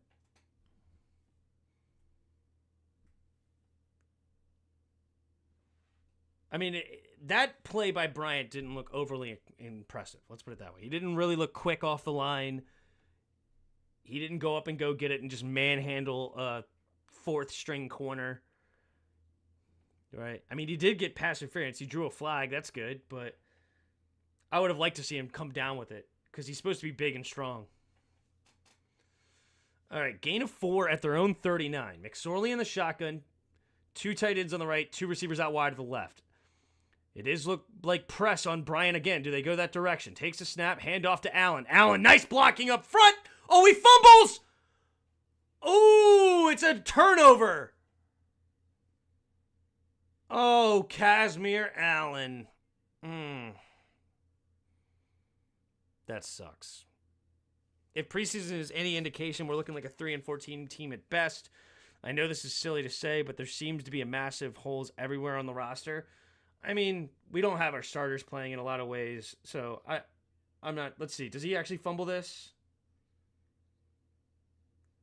Yeah, it does. Yep. Great play there by number 34 for the Dolphins. Jordan Colbert comes up with the strip. 9:50 to go in the 4th quarter.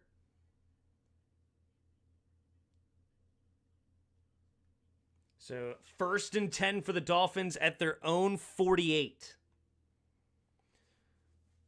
But in the NBA West, you are worn out before you're even to get to the finals. Go Spurs, go. Yeah.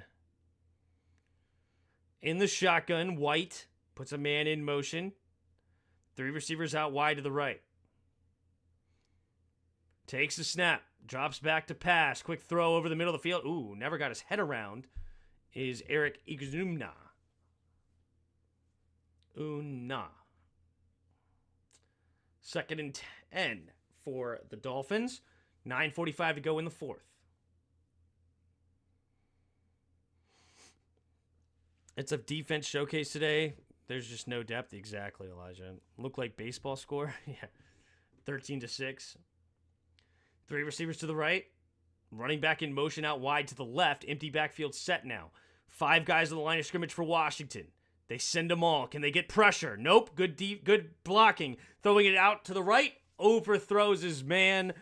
And that should bring up 4th down now for the Dolphins. No, 3rd and 10. To be fair, we won every preseason game last year and won only 4 games. Yeah. At least there's no stress. We know we are going 9-8. Yeah. Secondary's leaps and bounds worse than the O-line. Well, outside of corner at least. The outside corner, yeah. In the shotgun, Mike White, 4-man rush. And going deep and incomplete. Uh-oh. Sanders may have come up lame, or what was that? Oh, look at that. Emmanuel Forbes comes up to help Sanders up. Emmanuel Forbes in a shirt and shorts. Holding on the offense. Penalty should be declined. 4th down for the Dolphins. That'll bring out the punt team. There's a reason that most national pundits have the Commanders among the bottom 5 teams of the league. Yeah. Bottom 5, where I stand right now, bottom 2. The thing is I don't think we'll be bottom 2 just because I do think we're going to be very well coached. So we're going to be in some games. Like, as I said, I see 6-11 is where I just, that's where I feel like we'll end up. We could end up worse. We definitely could. But I just think we're going to be a very well-coached team, and we're not, our schedule's not very good. All right, Luke McCaffrey, we don't fair catch inside the 10. We just let that bounce.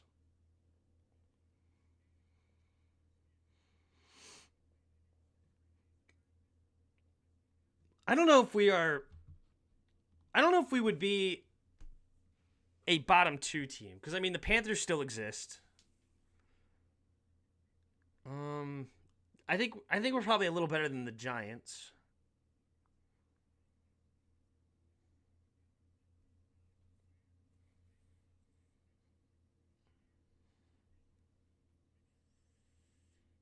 So that would be bottom 4.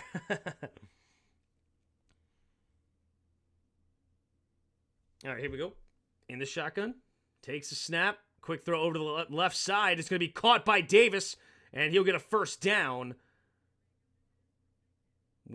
for the Commanders. Gain of 12.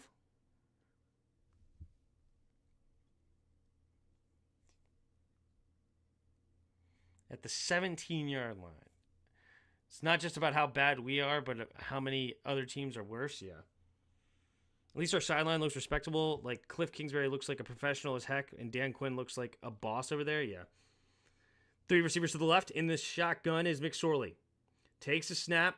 Handoff to the left side is Allen. Allen cutting it up, and it's going to be a holding on the offense. Move them back. What were the Texans' rank last year in the preseason?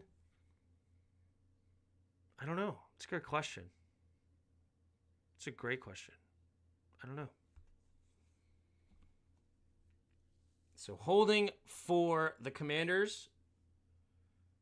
So 1st and 20 coming up for Washington. 8:46 to go in the 4th quarter.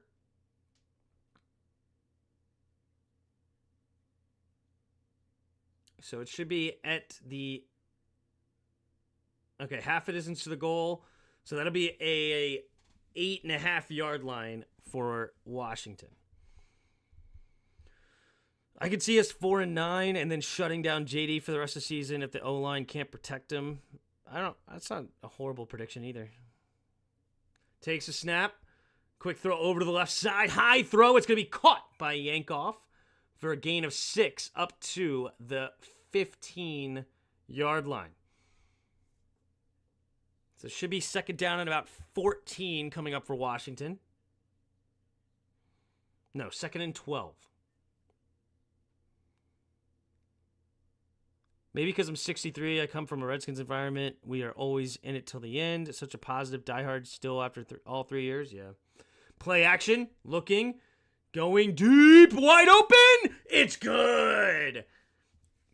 Not a bad throw by McSorley. It's Davis with the catch and out of bounds. 1st down, Washington. Nice play up to the 42.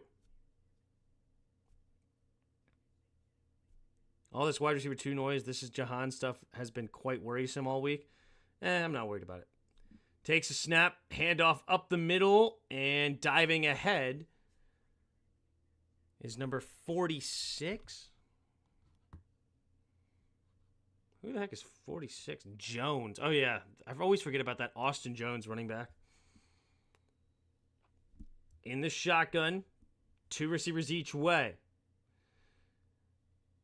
Press coverage for Bryant again. Do we go that direction? Give him a shot. McSorley takes the snap. Looking, scanning. Ooh, gets hit as he throws and hits the ground. Pressure. Gallimore gets the pressure on McSorley. 3rd down and 9 coming up for the Commanders.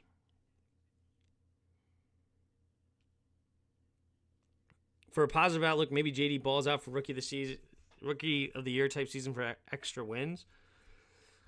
Positive outlook. How do we be successful? Positive outlook. How do we be successful is we rely heavy on the run game, protect the quarterback, hit him with the play action.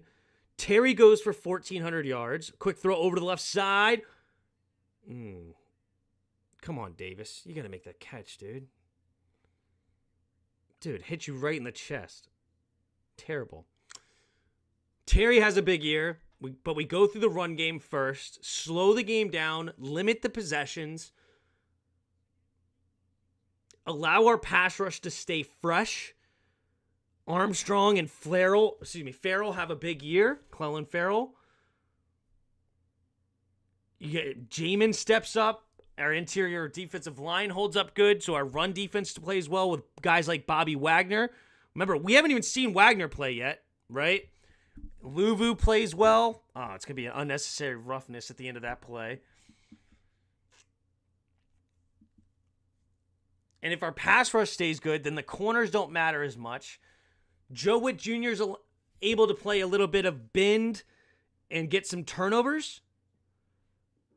Right? If we can do that, if we can win the turnover battle, protect the football as well. So even if we give up some big plays, if we can get some turnovers with schematics, that would be huge. And then JD does a good job picking up the offense quickly, makes quick and concise decisions, but the run game is what allows us to protect him.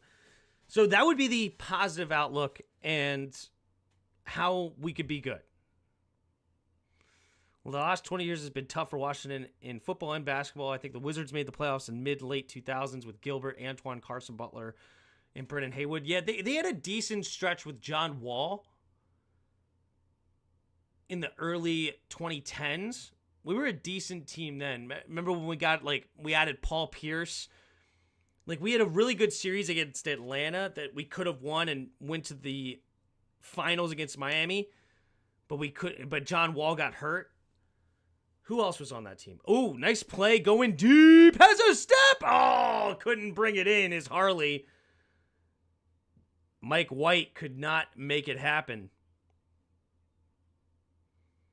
Made it sound like we dominated in joint practice. Yeah, that's good. Good. I'm glad we did that.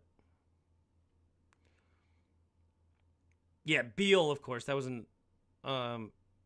we had Beal back then too, right? How long has Beal been in the league? Actually, did we? 2014? I think we drafted Beal. Did I make that up? Maybe it's later that we drafted Beal. How old is Beal? Who else did we have in that early John Wall? I remember they gave Wall a massive contract. Are they still going to pay him at all? Are they still paying him at all? Maybe. The John Wall era was so overhyped. That team just took average of really weak Eastern Conference. Or advantage, rather. That's fine. I mean, yes, they were obviously not a real contender, but they were competitive. They were playoffs. Who else was on that team? I'm drawing a blank. Nene. We had Nene. Oh, and Gortat. Marcin Gortat. Beal's 34, so yeah, he would have been on the team probably by then, right? Around 21 years old. That would have, yeah. So Beal would have been there. He would have been young.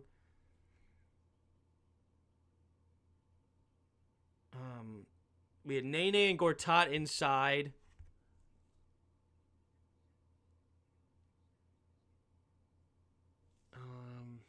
Who else do we have?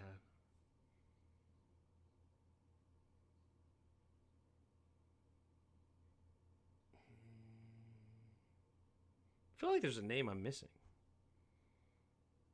Oh, if he's 31 years old, then he may have not been there. I think we drafted him in 2014. That just sounds familiar. Bradley Beal. I think he was drafted in 2014.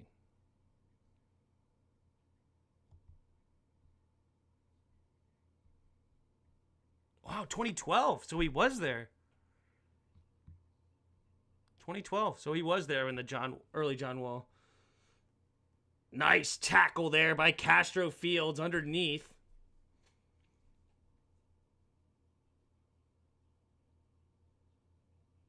Sam Howell, 11 for 14, 153 yards, a touchdown. What a difference a coach makes. That's fantastic for Sam. I bet on the Seahawks. Did they win? Did the Seahawks win? And then what's the Colts doing? Actually, let's just look. Ooh, the Seahawks. Oh, no, the Titans. No. Oh, the Titans are going to win it by 1. Oh, that sucks.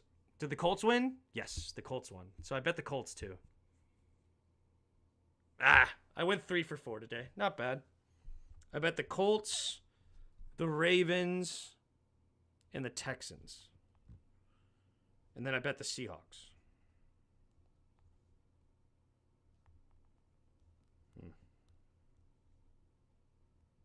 Won't let me log in. Whatever.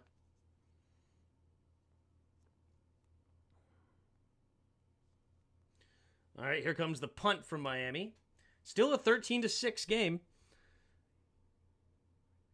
Oh, wow.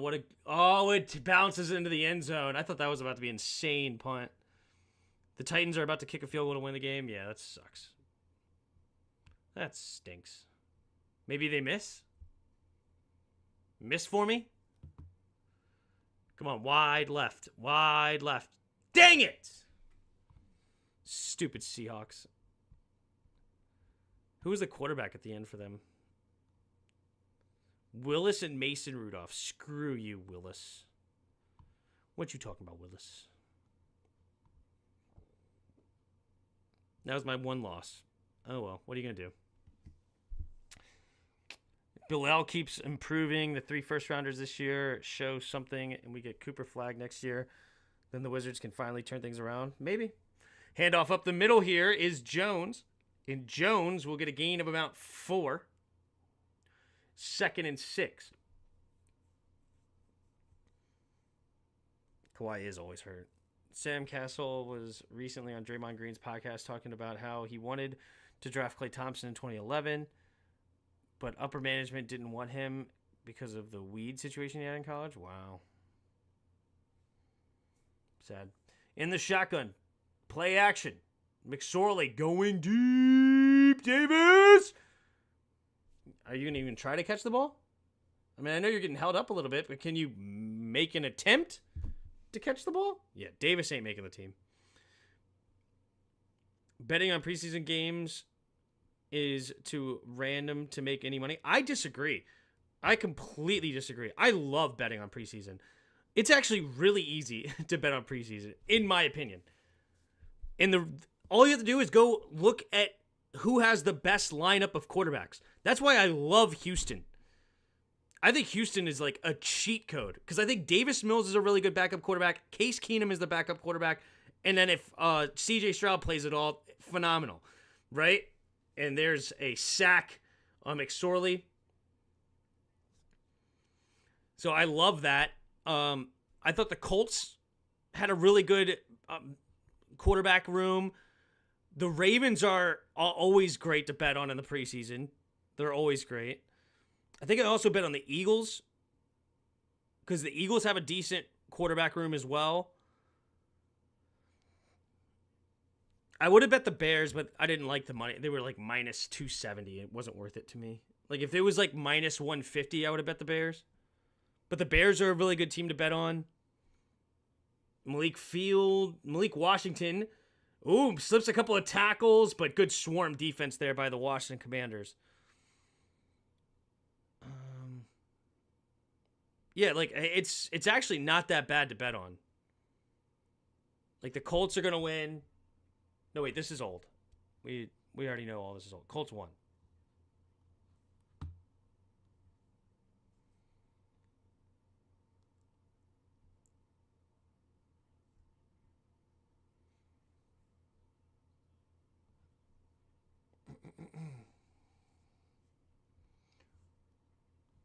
We won all our preseason games last year.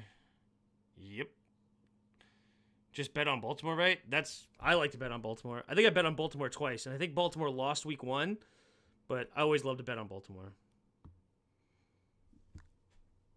which was a terrible pick because Wall couldn't shoot the three well back then, and y'all had Blatch and McGee, so y'all didn't need a power forward or center. Y'all needed a small forward or shooting guard to put next to Nick Young and Wall. Wait, are you saying we should have drafted Klay Thompson over Wall? Tim, do you think if the Ravens don't go to the Super Bowl, their coach will be fired? I think it's hard to fire John Harbaugh. He's such a respectable head coach. Takes a snap, quick throw underneath. Oh, that's a fumble. That's a fumble. Oh, he threw that backwards. That should be a negative that should be a negative play there.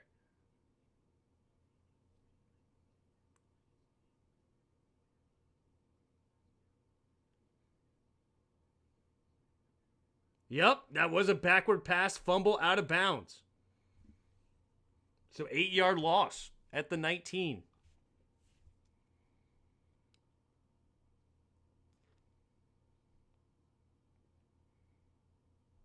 Got it. Klay was 11, Wall was 10. Gotcha.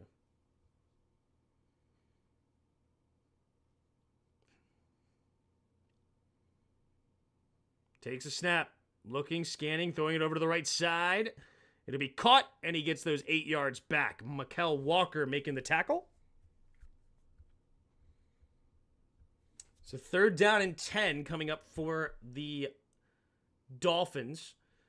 And it's do or die time now for Washington if they want to win this game.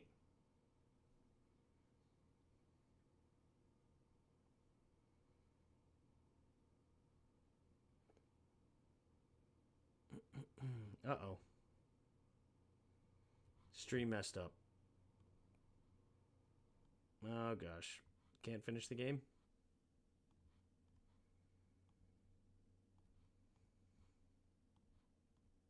Okay, here we go.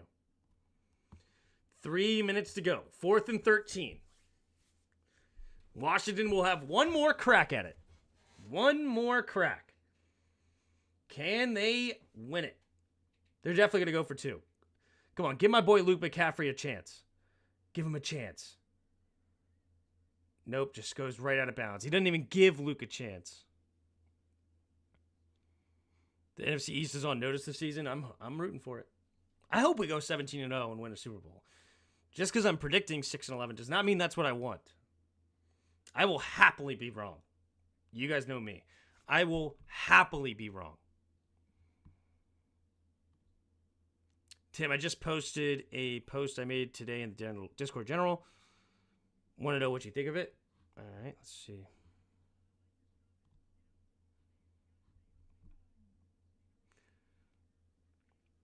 How many agree? I'm talking about the uniform, not the players.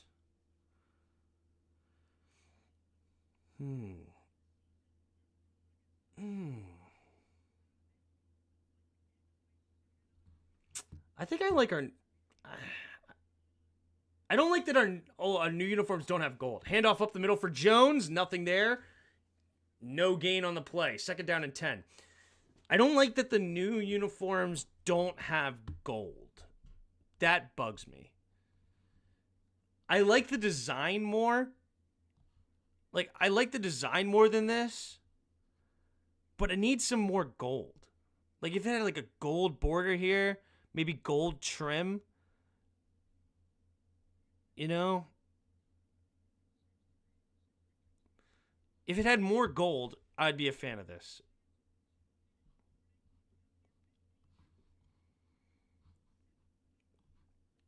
All right, here we go. That's the 2-minute warning. Will Washington, 2nd and 10 at their own 47-yard line. Will they get it in the end zone? Well, I'm going to take off. Have a good one. I'll see you next stream. Absolutely, dude. Tim, are you wearing a Commanders jersey or Redskins to the game Sunday? This is my game jersey now and forever. So it's an important one for me. I love this one. And obviously, shout out ST21. So this is my jersey for the foreseeable future. Y'all excited for Jordan Poole, Kyle Kuzma, and Alex Sarr? Not at all.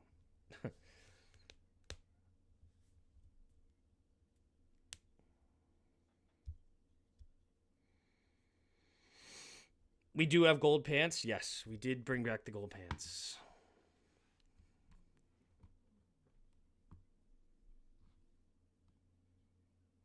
All right, here we go. 2 minutes left in the game.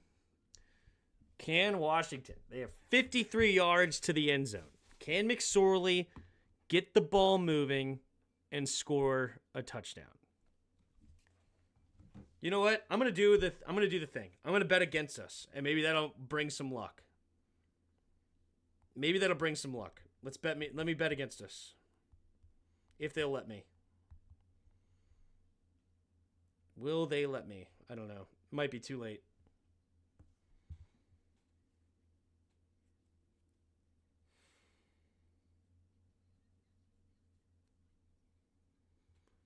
I absolutely hate everything about the current whites. Ditch the number font. Ditch the stupid gradient. Okay, let's see. Football, this. Dolphins are minus 1,300. Minus 1,475. All right, I bet $15 and it wins me $1.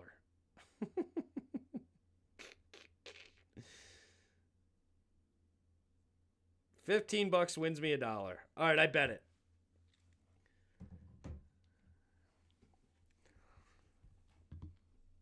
I need sock stripes. There you go. In reality, Jordan Poole is 6'4", Kuzma 6'9", Alex R 7 foot, meaning all 5 starters can shoot the 3. Should create amazing spacing, but nothing ever just meshes in Washington like it should. We'll see. I know Alex Sarr had a horrible first preseason game, but I don't know what he's doing now. Why is the owner on the field? I don't know. Is the owner on the field? Ditch the matte burgundy helmet. Bring back the gold face masks. You feel strongly about these unis. I respect it. I just don't care about unis usually. I am not a fashion guy. All right, here we go. McSorley in the shotgun. Takes the snap. Going to throw it over the right side. Has a man open. And it's going to be Rosemy Jackson with the catch. And brings up 3rd down and 4. Can they keep this drive alive here? 3 receivers to the left. McSorley hurries the line, takes the snap. Quick throw over the left side. It's going to be caught by Davis. Ooh, face mask! Face mask! Are you not going to call a face mask? Wow, I'm shocked they didn't throw a face mask there. It looked like he threw it. All right, McSorley, 4th down. Got to go for it. 4th and 3. Did they continue with the 1st down? McSorley takes the snap, drops back to pass. Going to escape to his left. He's going to float it out there. Caught by Wiley. Wiley gets the 1st down and gets out of bounds with 1:06 to go. Washington staying in the mix. Nice little floater there out by McSorley. Little jump pass. All right. Up to the 35-yard line of Miami. Here we go. 1:06 to go in the 4th quarter. McSorley in the shotgun. Can Dan Quinn get his first win in the burgundy and gold? Empty backfield set. 3 receivers to the right. McSorley takes a snap. Blitz coming. Floating it over to the left side. Ooh, not on the same page as Martavius Bryant. 2nd down and 10 coming up for Washington. Michael Ryan says, go Dolphins. Go out of here. 1:02 to go in the 4th quarter.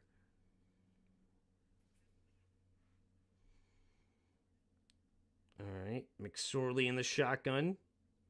3 receivers to the right. Takes a snap. Quick throw over to the right side. It's going to be caught by Davis, and Davis going to go out of bounds after a gain of 3 at the 27-yard line.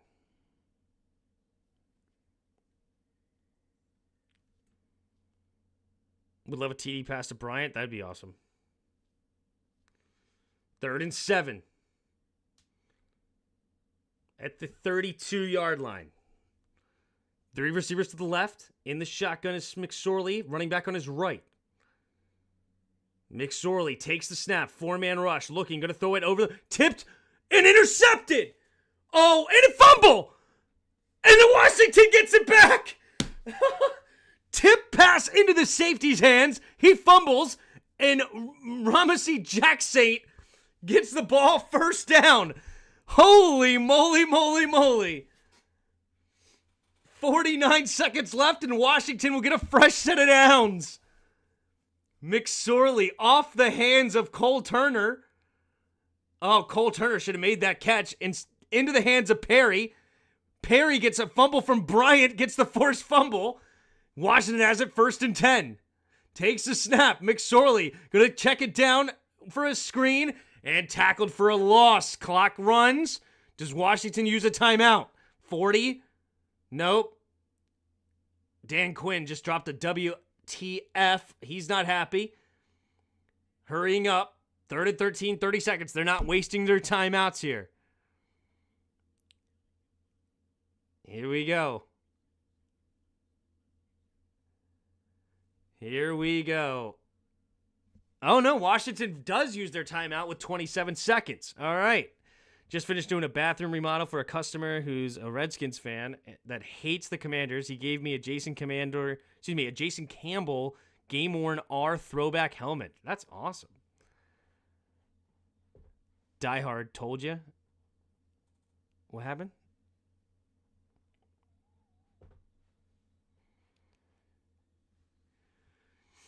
All right, 29 seconds on the clock. 2nd and 13 here for the Commanders. Down by 7 at Miami's 34-yard line. Here we go.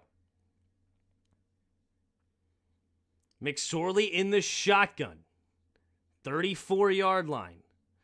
3 receivers to the left. Empty backfield. Takes a snap. 4-man rush. Rolling to his right. McSorley looking. Throwing on the run. Has his running back. Caught out of bounds at the 11. 22 seconds left. They ain't dead yet. 1st and 10 for the Commanders at the 11. McSorley on the move. Nice throw and good catch there by Wiley. Ball on the 11. 22 seconds. In the shotgun is McSorley. Scans the field. 2 receivers each way. Takes the snap. Drops back. Floating to the back shoulder. And Tinsley. Look for the ball, Tinsley. Look for the ball. What are you doing? Why are you not expecting the ball? Get off the team, Tinsley. You stink. Oh, that's actually a really nice back shoulder throw by McSorley. And Tinsley didn't even look for it. 2nd and 10. 3 receivers to the left. In the shotgun. 1-on-1 is Davis on the right. McSorley takes the snap. Drops back to pass. Looking. Floating it to the end zone. And over the top. Wait a minute. Is a flag? No flag. They're going to say uncatchable ball there. Which, honestly, I respect the call. 3rd and 10. 14 seconds remaining. They still have timeouts. You could throw it in the middle of the field if you want it. McSorley just overthrowing Turner. It is a pass interference, but just uncatchable ball nonetheless. So no pass interference since it was not close enough. 3rd and 10. McSorley scans the field. 3 receivers to the left. Takes the snap. Blitz coming. McSorley to the left side. It's going to be caught and goes out of bounds. 4th down. Inside the 10 at the Miami 7. 10 seconds remain. Let's go ahead and not spoil. I'll just open up a random Google thing. Here we go. Do they score? 4th down for the Commanders. 4th and 6. You can get a first down here inside in the field too if you want. It would have to be inside the 1-yard line though. 2 receivers each way. 4th and 6. And Miami is going to use one of their timeouts, make sure they get the right play call. 30 seconds timeout coming from Miami. Can Washington Would they tie? I don't think they would tie, right? They would go for 2. Can Washington score here to go for the win?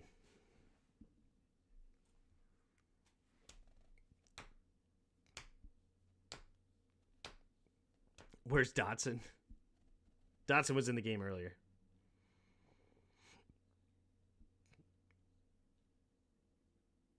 All right, here we go. 4th and 6. 4th and 6 for the Commanders. 2 receivers each way. In the shotgun is McSorley. It all comes down to this. Takes the snap. Blitz coming. McSorley to the right side! And Tinsley drops it! Oh, my... Oh, he's off the team. He's terrible. Mitchell Tinsley drops it. Oh, it's a touchdown. McSorley facing the pressure in the hands. That should be a touchdown. And you... Wow. So we cut Tinsley, right? Yeah, Tinsley is gone. Tinsley and Patterson are gone. So the Dolphins will kneel it down. Let's take a look at the box score, and we'll go ahead and get out of here. So Jaden Daniels with 10 for 12, 78 yards. Leading rusher, you have Brian Robinson, 3 carries, 22 yards. Leading receiver, as far as the starters go, Terry McLaurin, 2 catches, 27 yards. Just looking at the starters, who cares about these backups? Tua Tagovailoa went 5 for 5, 51 yards and a touchdown. Leading ball carrier, you had 2 carries, 10 yards for Devon Achane. Leading receiver, Achane also had 2 catches, 34 yards. So there you go. Those are at least the leaders as far as the starters are concerned. Yeah. Washington falls to 0-2. Should have got this tie there. Unfortunate. At least Tim wins $1. Okay. There you go. I won my $1 back that I bet on the Commanders to win the Super Bowl. Yeah, it's tough because we could have gone for a field goal to win it there if our kicker didn't win it or suck so bad. He missed 2 field goals to make it a 13-12 game. And we there's a lot to be desired still here. There's a lot to be desired, which makes sense. We're a building team. Our depth is struggling. We'll definitely go through and watch the film. I believe I'm going to do it tomorrow night. Tomorrow night, we will watch the film. So you want to come by here and make sure, and we'll just go through it together. You could chat it up with me. You could tell me I'm a ding-dong or I missed something. That's always good. You know, I only have 2 eyes. If I miss something, you can let me know. Also, let me know in the Discord. And also come back in the chat and let me know if there's a play that you're really interested that you want me to go over and see why it didn't work or it did work or overall. But we'll go over every single play. It's like 4-hour long stream. So come through, hang out, chat, show some love, all that good stuff. Hit the like button. And we will be live tomorrow. Usually it's going to be on Tuesday nights. And I do have a job on Tuesday for my professional job. And I will not be doing the play-by-play next week. I will be at the game. But then I will be watching every game on the channel for the regular season. And our next live play-by-play will be the season opener for the entire league. It will be the Chiefs and the Ravens, I believe. So on that Thursday night, we will start the whole stream there of Thursday night, Sunday night, and Monday night games. Every Commanders game, film review on Tuesday, and I will do all the Command Dads on Wednesday. And then I also do a podcast as well for it's called Zero Consensus. You can find it on the podcast platforms, all the podcast platforms. So I do that with a couple of guys, and that's a lot of fun. We talk more generally all sports, and it's a fun little podcast I do with some other guys. But we'll go through it all. But appreciate you guys. hit the like, hit the subscribe, all that good stuff, and I will see you when I see you. And until next time.